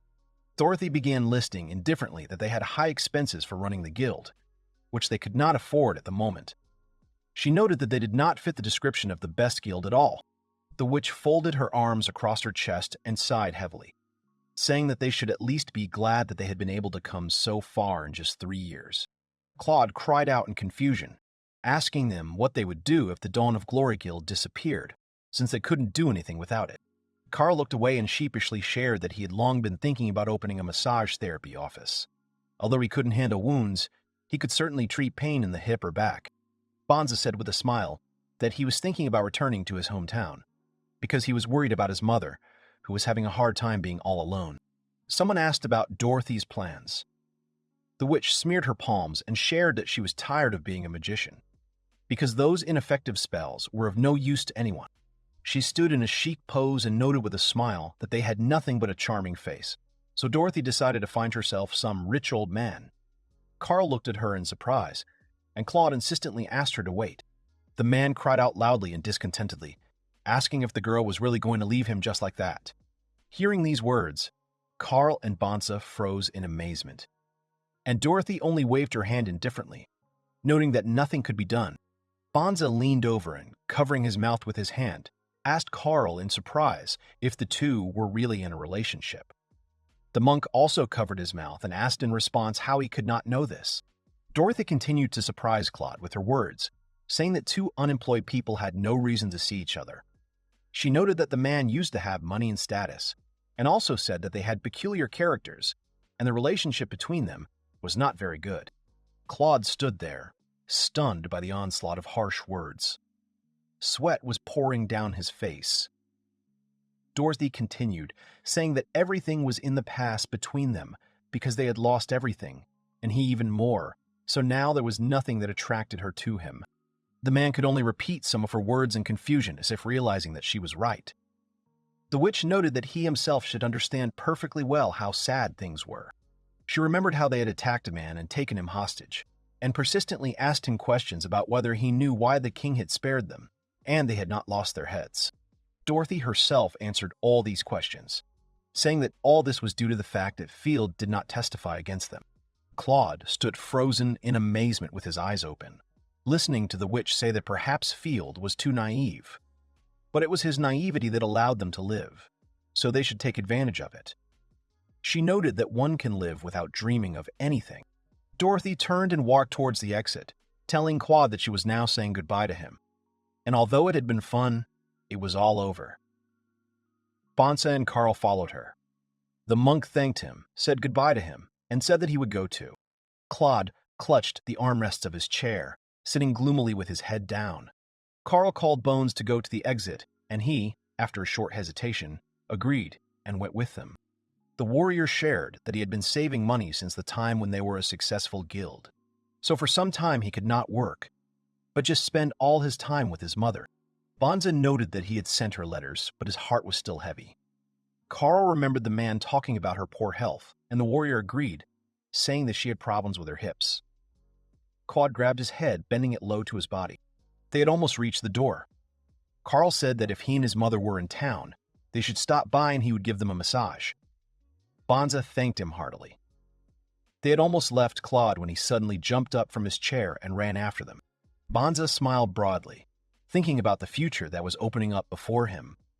He noted that when the money ran out, he would get a job as a farmer for a neighbor, because in his second life, he wanted to wield a shovel, not a gun.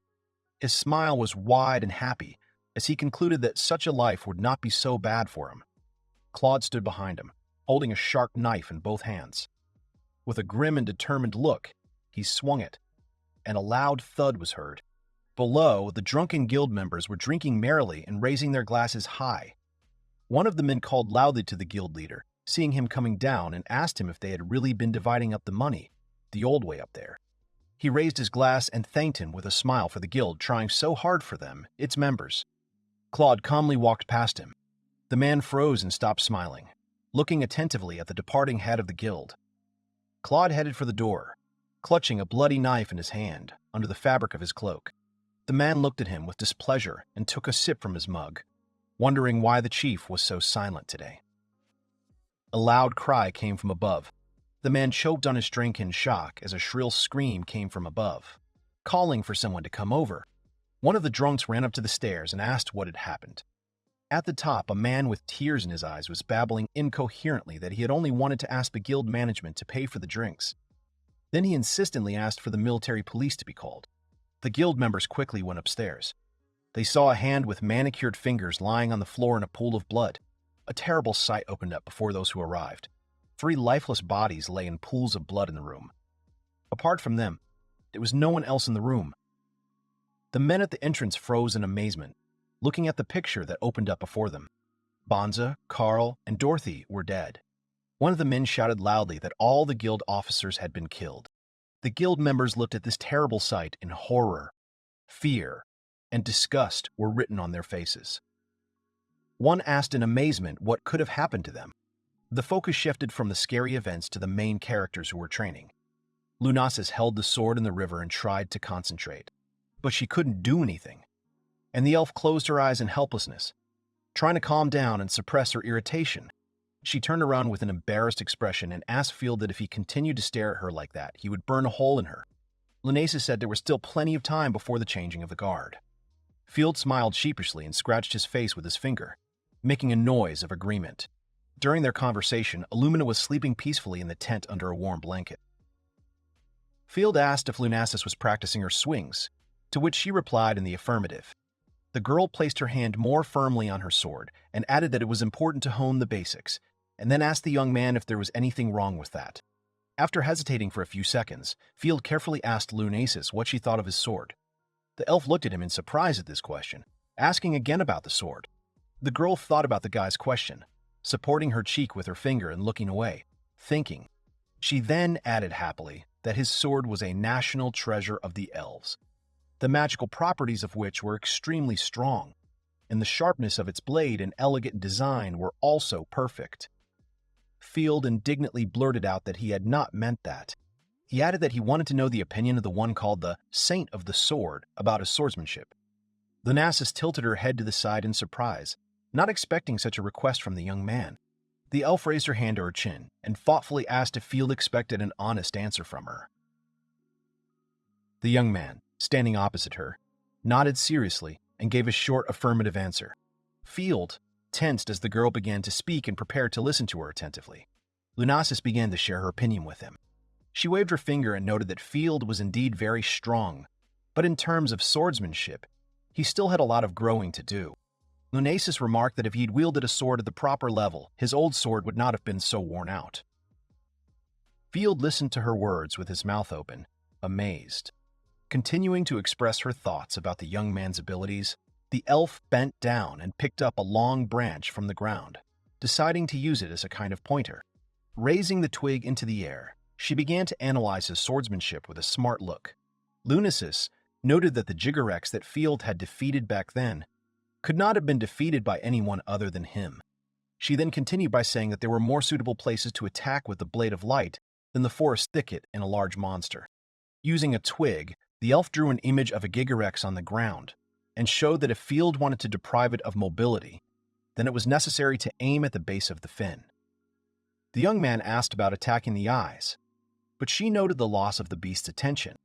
Lunasis continued her explanation, explaining that if the monster was also huge in size, then when attacking the eyes, it could go berserk and cause damage in all directions. Field thought about it and agreed with the elf's arguments. The young man looked at the girl and clenched his fist tightly. He told her that he wanted to ask her for a favor. Looking straight at Lunasis, Field asked her to teach him how to fight with a sword. The girl looked at him in surprise, not expecting such a request. The girl was silent for a few seconds, and then carefully asked what the point of this was for the young man, who was already stronger than her. Field thought about it for a bit and said that such a request was related to his ability because no matter what his status was, he still had too little battle experience that he wanted to make up for. Behind Lunasis, the beautiful stars sparkled in the night sky. The girl stood silently and patiently listened to the young man's reasoning about his abilities.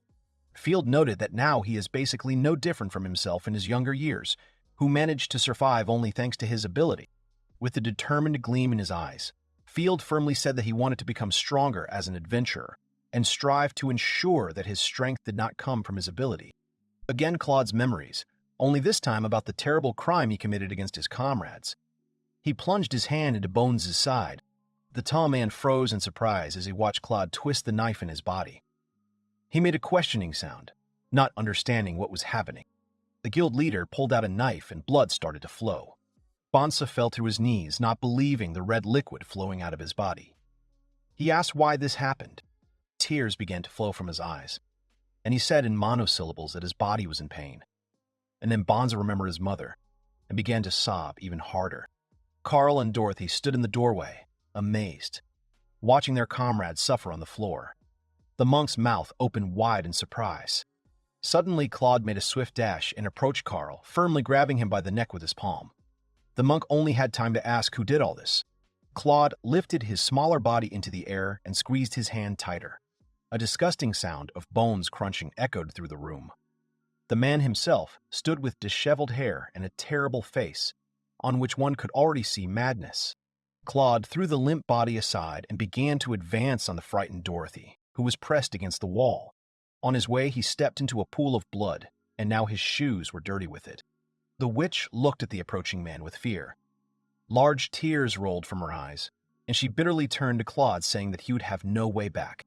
Claude ordered her to be silent in a commanding voice, and raised his sword, swinging it for a better blow. His eyes were burning with the possessed gleam of madness. Claude burst into mad laughter. He clutched the bloody blade and cried with a smile on his lips. Continuing to behave like the last madman, Claude opened his eyes and confidently declared that he knew who was to blame for everything.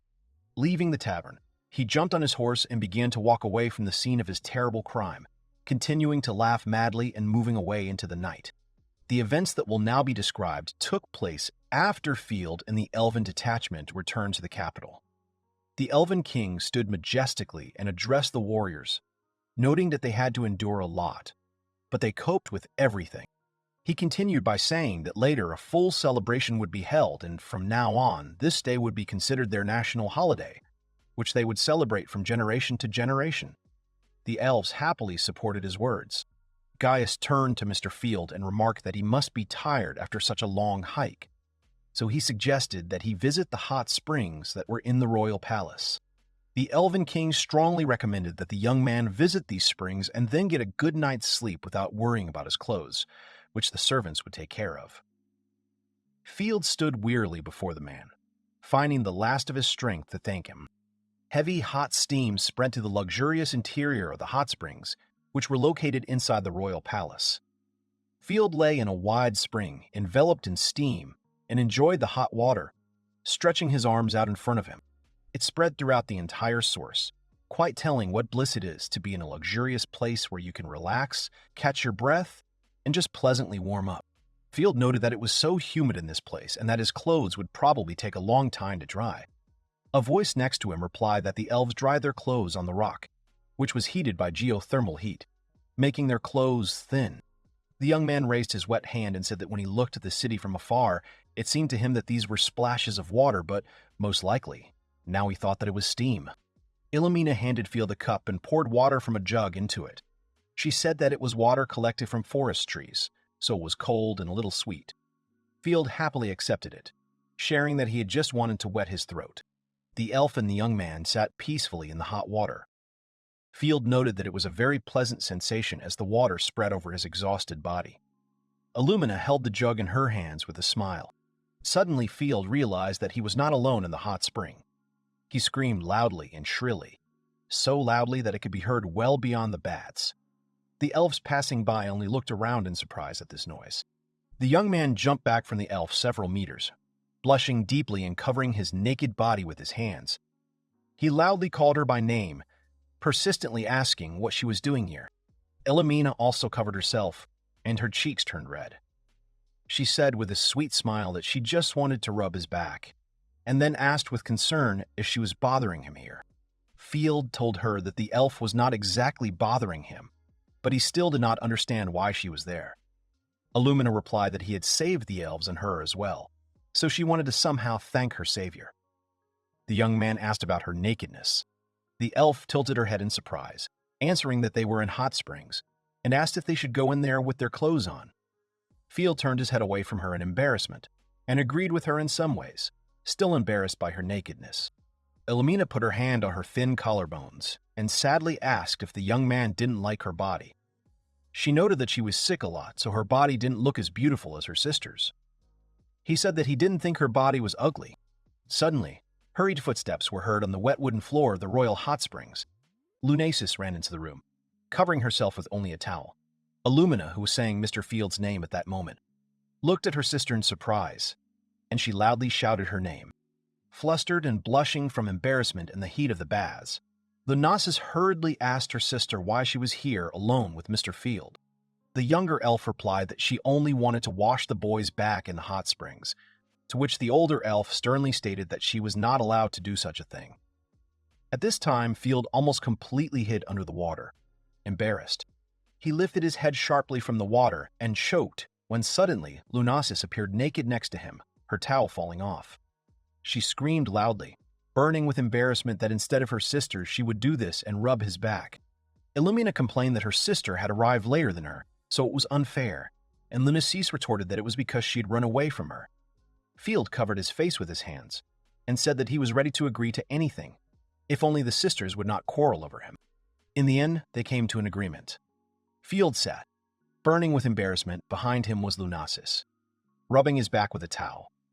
And behind her sat Illumina, with a bucket of water on her lap, smiling at her sister, with a joyful, wide smile on her lips, her happy face shining. Lunasis asked the young man if he was pleased with her actions. He again covered his red face and answered affirmatively, thanking the girl. The elf poured water on his back, washing away the foam. Field noted that it was very unusual for him to feel someone washing his back. Lunasis asked if he had ever experienced anything like this in his life. Field smiled, remembering life in the orphanage. He replied that he grew up surrounded by many small children who washed his back, trying to imitate him. He sighed with nostalgia, feeling how girls' fingers gently washed his hair. Gently running her fingers through the boy's hair, Lunasis noted that she had once done the same, remembering how she had often rubbed her father's back before. She continued her actions with a smile, and noticed that it was a very interesting feeling inside her, as if they were a real family.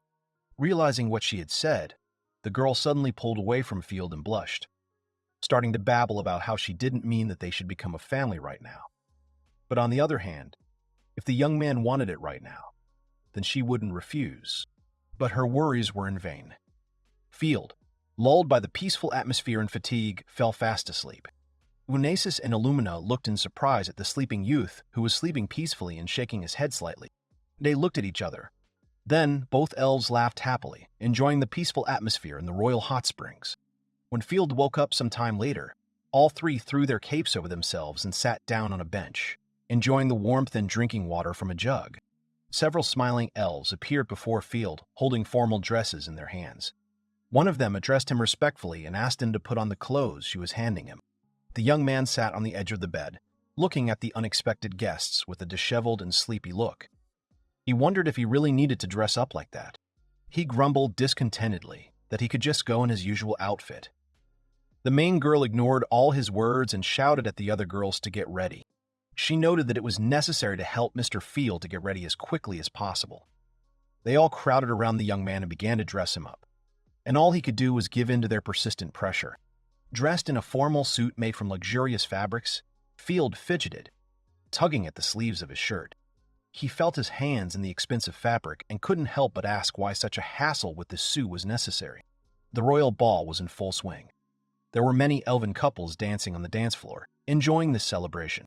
Field stood to the side and chewed a donut, thinking about how he did not like to wear unfamiliar clothes. He also noted that he constantly caught curious glances from elves. Suddenly, someone called out to him, and a girl ran up to him. The beautiful Illumina appeared before him in a beautiful dress. She noted that this outfit suited Field very well. And the young man himself, trying to wipe the donut crumbs from his mouth, greeted her. He covered his face with his hands, embarrassed by the girl's compliment, and thanked her, noting that he was very embarrassed by her words.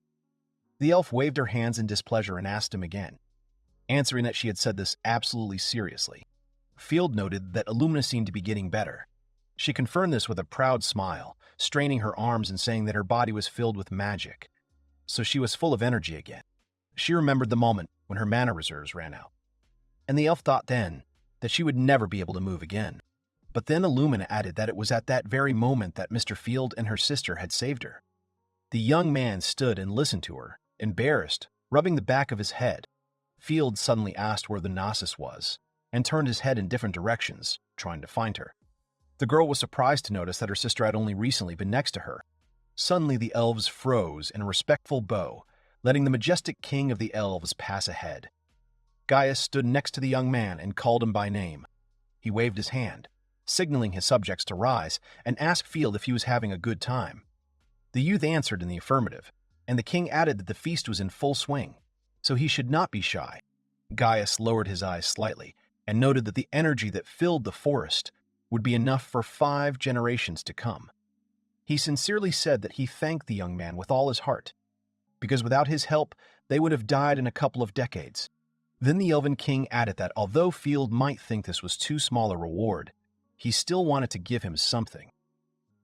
The young man mentally asked himself how many 5 generations of elves were, and raised his palms when he heard about the gift.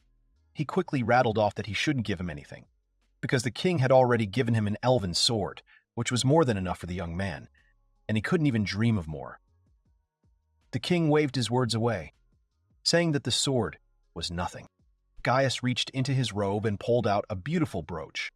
He placed it in his palm, allowing the young man to examine its beauty from all sides. Field looked at the decoration in surprise, asking what kind of brooch it was and what kind of artifact it was. Next to him, Illumina froze in shock, her mouth hanging open in shock, as she realized what was in front of her. The Elven King came very close to the young man. He reached out and touched his tie, saying that the brooch was a symbol of succession to the throne, passed on by the current king to his successor. It was passed down from generation to generation. Gaius came even closer and insistently noted that Field was the savior of their country, and legends about his exploits would be told in their country for many centuries to come. The young man tried to move a little further away, feeling uncomfortable. The Elven King squeezed Field's tie in his hands and began to release the precious brooch into his palm. With an insistent but gentle expression on his face, he asked the young man to become a light, and hoped that he would do much for their country. Field's skin crawled at the man's actions. He mentally noted the strange atmosphere around him and how things were starting to take an unpleasant turn, and the brooch was sinking lower and lower. Then someone suddenly grabbed the young man by the hand. He felt surprised when he was pulled to the side. It turned out that he had been saved by Lunasis, who now held his hand with a sweet smile and led him forward, away from his father. She smiled brightly at the young man, her cheeks shining with a blush. The elf asked him to go with her, and noted what kind of a feast it would be if the main star of the evening did not dance. Field looked at the beautiful girl in front of him in amazement, admiring her. He smiled tenderly at her and joyfully said her name. The elves around watched in awe as the couple took to the dance floor. The young man remarked that he didn't know how to dance, to which Lunasis reassured him, telling him to just follow her, and everything would be fine. They began to dance. Field tried to keep up with the girl's movements and, embarrassed and worried, asked her where she had been and shared with her that he felt out of place because of the guests' looks at him. Lunasis was silent, not commenting on this. Suddenly, she grabbed him by the neck with her gloved hand and pulled him sharply closer to her. Their faces were dangerously close to each other, which the young man could not help but notice, and he immediately blushed with embarrassment. The elf wrapped her arms around his neck and brought his face closer to hers, carefully pronouncing his name. Field froze, feeling her touch. After that, Lunasis was silent, and he only looked at her with wide eyes. After some time, the king of the elves approached his daughter, asking her where Mr. Field was.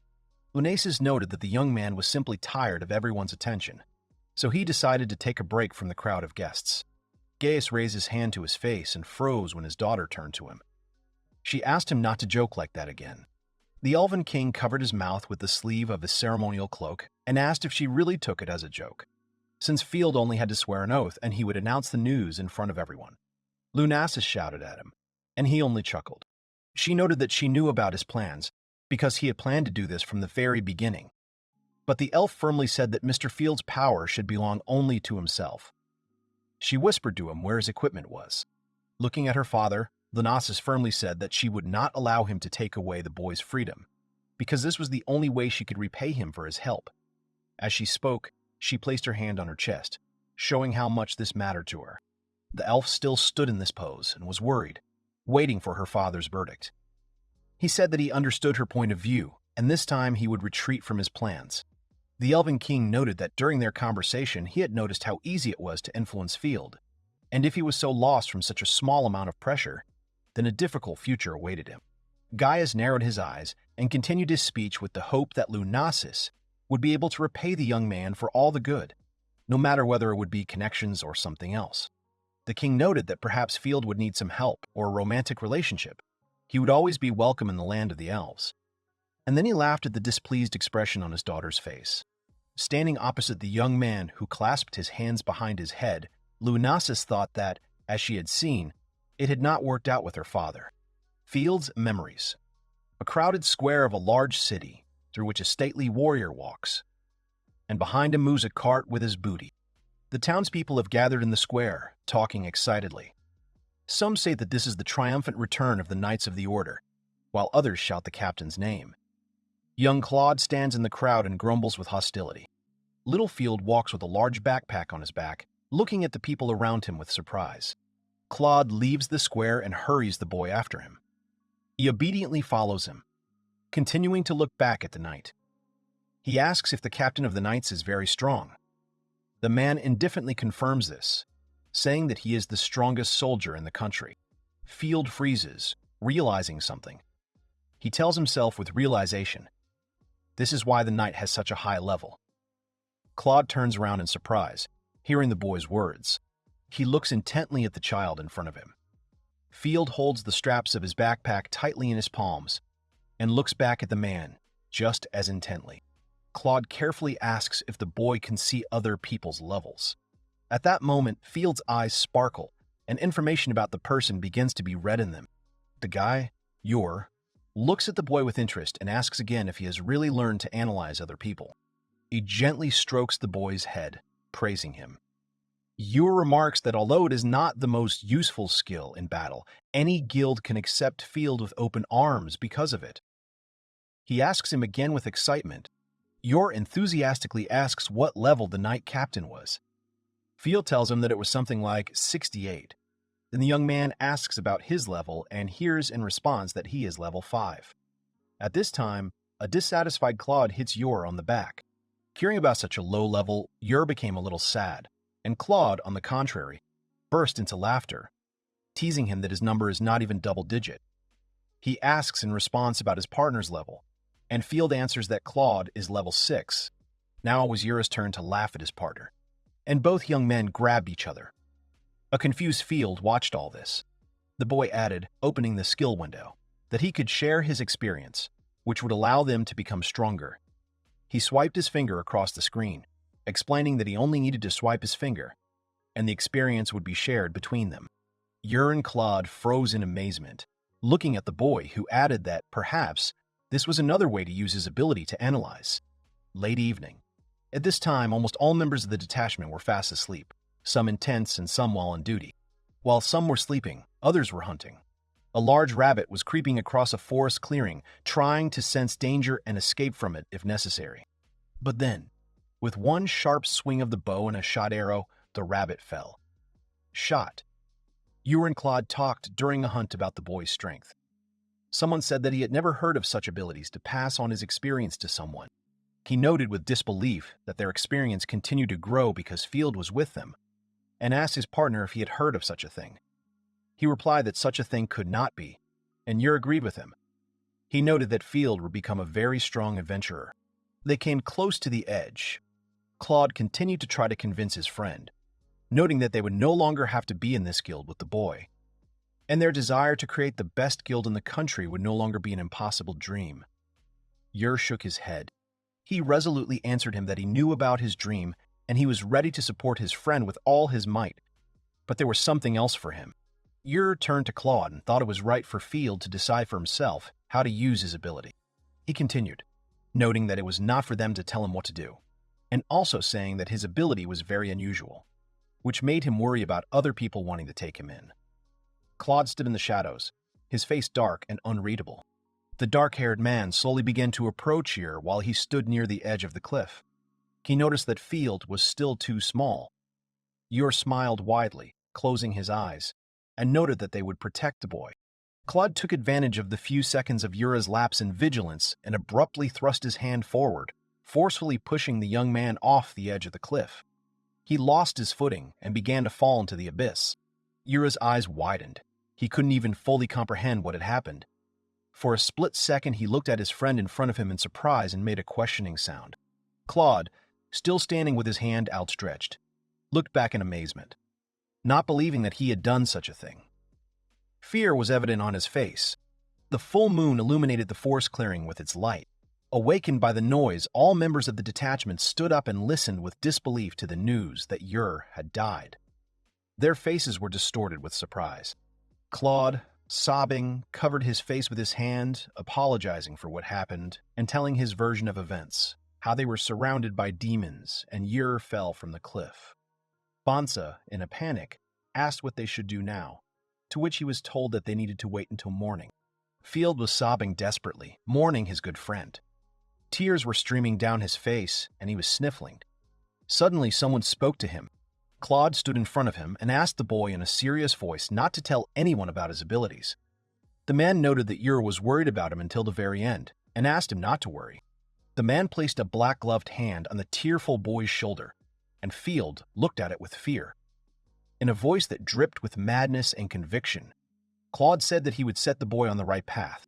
Claude's face was in the shadows again, hidden in the darkness of poisonous dreams. He said with conviction that for Ura's sake, they would create the strongest guild in the world, and asked the boy if he was with him in this. With tears in his eyes, Field looked at the man, listening to Claude's fanatical promises and trying to understand the man's goal. Suddenly, someone insistently called Field's name. The young man was torn away from his memories, returning to the real world. Lunasis turned to him and asked if something so urgent had happened that he was so daydreaming. Field shook his head and said that nothing had happened. He wanted to add something, but stopped himself, unable to find the words. The boy simply repeated that nothing had happened. Lunasis looked at him carefully while Illumina, who was walking in front, hummed a song to herself. Field added that he was just lost in thought, which was why he was so absent-minded. Illumina, seeing something ahead, enthusiastically pointed at it with her finger, shouting to her sister that there was a castle ahead and asking her if they were going there. Lunasis scolded her sister and told her not to run so fast, otherwise she would fall again. She indignantly asked when this had happened and added that she was no longer a child. Field only sighed with a smile, listening to the squabble between the sisters. The three of them approached the large gates that opened the way to the ancient city. With anticipation and a smile, they went to meet new adventures. Experience. Sharing. The ability to share one's own experience with a group or guild members. Additionally, when a person with this ability is in a group, it increases the amount of experience they receive. By the time the Dawn of Glory Guild became the best guild of all, Field Electoria was expelled from it. The young man decided to live a free and lonely life, so he continued his journey. But by a strange coincidence, he ended up in the lands of the elves with the holy swordswoman Lunasis. Field's journey continued, accompanied by the elven princesses and sisters Lunasis and Illumina. Two big eyes watched with close attention as a large fish swam in an aquarium, looked with delight at an aquarium with fish swimming in it on one of the shelves of the cabinet. She did not take her eyes off it, looking closely and carefully touching the glass with one hand. Emboldened, the girl carefully took the aquarium with both hands, lifting it from the counter. Suddenly, someone called her name, and she turned around in surprise. Her older sister, Lunasis, stood next to her, smiling and leaning slightly toward her. She asked her to be careful because the fish were for sale. Illumina quickly agreed. The girl added that this was her first visit to a human settlement, so she hadn't thought about it. But then her sister covered her mouth with her hand, not letting her finish. Lunasis called her to look at the accessories together and on the other side too. Illumina tried to say something to her indignantly through her closed mouth. Field watched all this awkwardly, and behind him the little man was glad that the sister of the holy swordswoman was also enjoying herself. He added that he never thought that the boy would form a group with the holy swordswoman Lunasis, concluding that he always knew what an unusual person Field was. The boy quickly raised his palms and hurriedly tried to explain that it was not like that.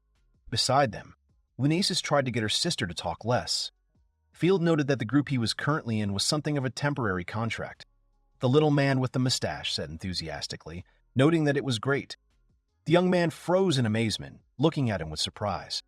The man folded his hands in front of him and said that the best part was sharing the enjoyment of beautiful views with his companions. He noted that good friends and travel could help a person grow.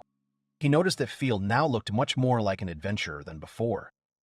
The young man stood, listening attentively to the man's words. Field replied that they had only met a few months ago and that he was just doing what he had always wanted to do. The man only laughed good-naturedly at his words, noting that it was not time that was important, but experience. He put his hand on the young man's shoulder and patted him on it, saying that he had been thinking about one thing for a long time.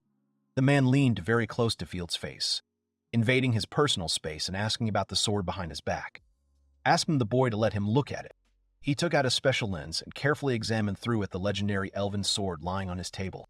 Looking at the sword with a careful eye, the man noticed that it was a stunning object and asked where Field got such a work of art. He awkwardly scratched the back of his head and answered evasively that he was given the sword for several reasons. The man added that the sword had amazing detailing and asked if it was enchanted. He noted that dwarves often made such things, and that the sword could be one of them. Field asked again, repeating the words about dwarves. The man noted that dwarves are blacksmiths by nature, and the armor they forge is often enchanted in this way. Many legendary armors are said to have been made by dwarves. The man noted that even if the armor was similar in shape, the price for a dwarf's work would be higher. Field awkwardly agreed with the information about the dwarves. The Nasus snuck up behind him and startled him by asking if he was interested in the land of the dwarves. The young man was very frightened. His heart almost jumped out of his chest. He asked with displeasure whether she had to sneak up from behind. The elf, with a satisfied look, made the observation that he was interested in the gnomes. The girl's lips stretched into a wide smile, and Field cautiously asked why she was smiling like that. Satisfied, Lunasis began to answer him. But then Illumina appeared from behind her and blurted out that the elves are in close relations with the country of the gnomes. The girl continued that they were even close acquaintances of their father, so she and her sister had also met them. Not expecting such a setup, Lunasis became despondent. Because she wanted to tell about it herself. Field said that the gnomes were not hiding, so he did not understand the fuss around all this information. Illumina stood with a satisfied smile and only snorted loudly at the young man's words. She said that in the land of the gnomes, where the workshops of the best craftsmen are gathered, there is a very strict entry system, so a person like Field, especially one who came there for the first time, would be refused. But then Illumina quickly added that she and her sister could ask the dwarves for a personal meeting. Not believing his ears, Field's eyes widened, and he asked if she was really serious. With a wide and sly smile on her face, the girl looked at him and asked if he would like to go there. Field's eyes instantly widened as he imagined the glittering riches of the dwarf country, and the good fortune it would bring him. Illumina joyfully and contentedly shouted that now everything was decided. The Nasus could only stand disappointedly on the sidelines and watch as her younger sister took all the glory. They said goodbye to the merchant at the porch of his shop, waving their hands cheerfully and friendly at him. The travelers split up. Lunasis, walking next to her sister, said that they should return to the inn before sunset. Illumina asked if Field would go with them. The young man went in the other direction and only waved goodbye to them. The girl asked why she and the young man could not walk around the city together, since it was a great opportunity to learn about human settlements. Lunasis didn't answer her sister and told her to hold her hand, because there were a lot of people on the street. Illumina noticed with displeasure that she was holding her child again. The girl continued discontentedly, saying that Lunasis should know what kind of magic she has, and as an adventurer she can stand up for herself. The older elf only sighed, listening to her sister's indignation. The older elf leaned closer and said with a gentle smile that she just wanted to hold hands with Illumina. She asked if that couldn't be done. Lunasis extended her hand to her and added that she was a little embarrassed when she was with Field. Illumina looked at the outstretched hand in surprise. After thinking, the girl put her small palm into her sister's palm, which surprised the girl a little. Illumina said that if her sister said so, then nothing could be done. Lunasis smiled sweetly, glad that her sister agreed. At this time, Field was walking around the city on the other side. He clasped his hands behind his head and yawned widely, deciding to check out other shops along the way. Someone poked him lightly in the side. The young man lowered his hands and turned around, seeing a little girl in front of him. She was pulling at the fabric of his shirt and crying, loudly sniffling. Sniffling? The girl asked Field if he knew how to get to the flower shop. The young man just looked at her in surprise. With both hands, the guide gently squeezed the hand of the girl, who said that she knew about his belonging to the adventurers because behind his back there was a cool sword. Field led the girl towards the flower shop. As they walked, the girl asked him if he had killed monsters before. The young man answered in the affirmative. showing how huge the monster was. The girl said her mother had told her about how adventurers sometimes try to show off and give things in smaller sizes, which is a problem. Field froze, asking about her mother. The girl nodded and shared that her mother works as a secretary in a well-known and recognizable guild. Field froze, trying to comprehend this information. The girl continued walking, stamping her feet along the road. Suddenly it dawned on the young man, and he remembered the woman he had once met in the Adventurers Guild, who had greeted him kindly. Field looked at the girl in surprise when she said that it was her mother's birthday today. She clutched a small bouquet of flowers and frowned, trying to guess her mother's reaction to her actions. She added that she wanted to go to the flower shop, but left without telling her mother. Now she wonders if she is mad at her. The girl felt a gloved hand fall on her head and stroke her head in a comforting gesture, trying to cheer her up. Field sat down in front of her and smiled brightly, saying that her mother was definitely not angry. He noted that she might be very worried about her, but the girl would apologize, and she would forgive her, and her mother would really like the gift. The girl asked if it was true, and the young man answered in the affirmative. At that moment, some ragamuffin began to walk past them on the street. Passers-by looked at him with displeasure as he walked, rustling along the pavement and scratching his bandaged arm. Field noted that her mother might be angry with her too, so she shouldn't be afraid. The young man took her hand and wanted to resume the movement. He noted that since she already had the flowers, all he had to do was call the guards, and then hesitantly asked if there was a post nearby. It was at this moment that the ragged stranger came very close, walking down a narrow alley. They both did not look around, which led to their shoulders lightly touching. Field quickly turned around and began to quickly apologize to the stranger for bumping into him. But he froze when he met his gaze. In front of him was his old acquaintance, Claude, who was not looking his best. Both stopped and looked at each other. Claude turned to face him. Field asked in surprise, looking for confirmation that it was really him in front of him. The man's lips stretched into a wide, sharp smile, and he let out a loud laugh that had a hint of madness in it. He greeted Field mockingly, noting that he had grown into a fine man. The young man covered the girl with his hand and ordered her to leave. Claude added that he had heard rumors about his party with the holy swordswoman. The man started talking about how Field had abandoned them and started spending time with a beautiful girl, giggling and asking if he really had a great life as an adventurer. The boy made a face, noting that they had kicked him out. Claude didn't stop scratching his bandaged hand. He said that since their last meeting he had been through a lot, because the king had not left them alone and the guild had been accused, which led to its dissolution. He started talking about the other members and fell silent. The silence was deafening to him. Field asked him again, asking if he was talking about Dorothy and the others. He asked what had happened to them. Claude shrank even more, trying to cover himself with his long hair. He said that there were no more guild officers. He hunched over in his black tattered cloak, standing opposite the young man. Field asked if this was really the case, and mentally decided that everyone had gone their separate ways because of the dissolution of Dawn of Glory. He noted that they were a bunch of idiots, but that didn't mean they had to mess with him now. While the boy was thinking, Claude put his hand in his sleeve, trying to feel something. Field tried to ask the man if he really had come for him, but was stopped by a blade being thrown at him with the blade aimed at his eye. The young man quickly caught it with his palm, preventing it from harming himself. He was surprised, not expecting such an action. Claude resolutely confirmed his words, saying that of course he had come for him.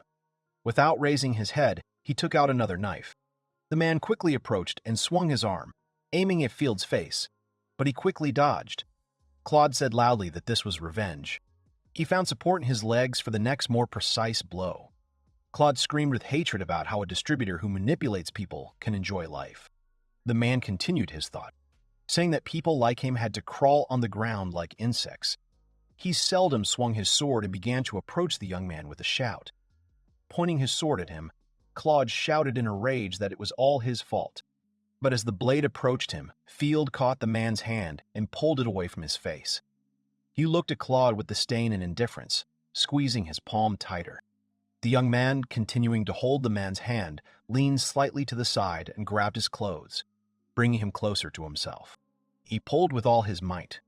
Field said loudly, "Enough," and then threw him powerfully forward, away from himself. Claude crashed into the wall. The man cleared his throat slightly. Despite the blow, he continued to chuckle slightly. Claude noted that the look on the boy's face said that he did not consider him worthy of dying by his hand. Field asked him why he had gone so far. Claude chuckled, his lips curling into a contemptuous smile. He said that he couldn't forgive him, so for him, it was just a little fight. The man laughed madly again, the veins on his face bulging from the tension in his entire body. Claude crouched down, showing his empty, bandaged hands. He noted that it was a way to let off steam and see Field's face twisted in pain. A terrible smile flickered across his lips. The young man looked at him carefully, observing his actions. He suddenly noticed that the man did not have a knife in his hands, and suddenly he felt the blade fly past him. Steel flashed in his eyes as Field tried to get his bearings. A girl with a bouquet appeared nearby. She asked worriedly how he was and if he had any wounds. The knife flew straight towards her, hovering above her.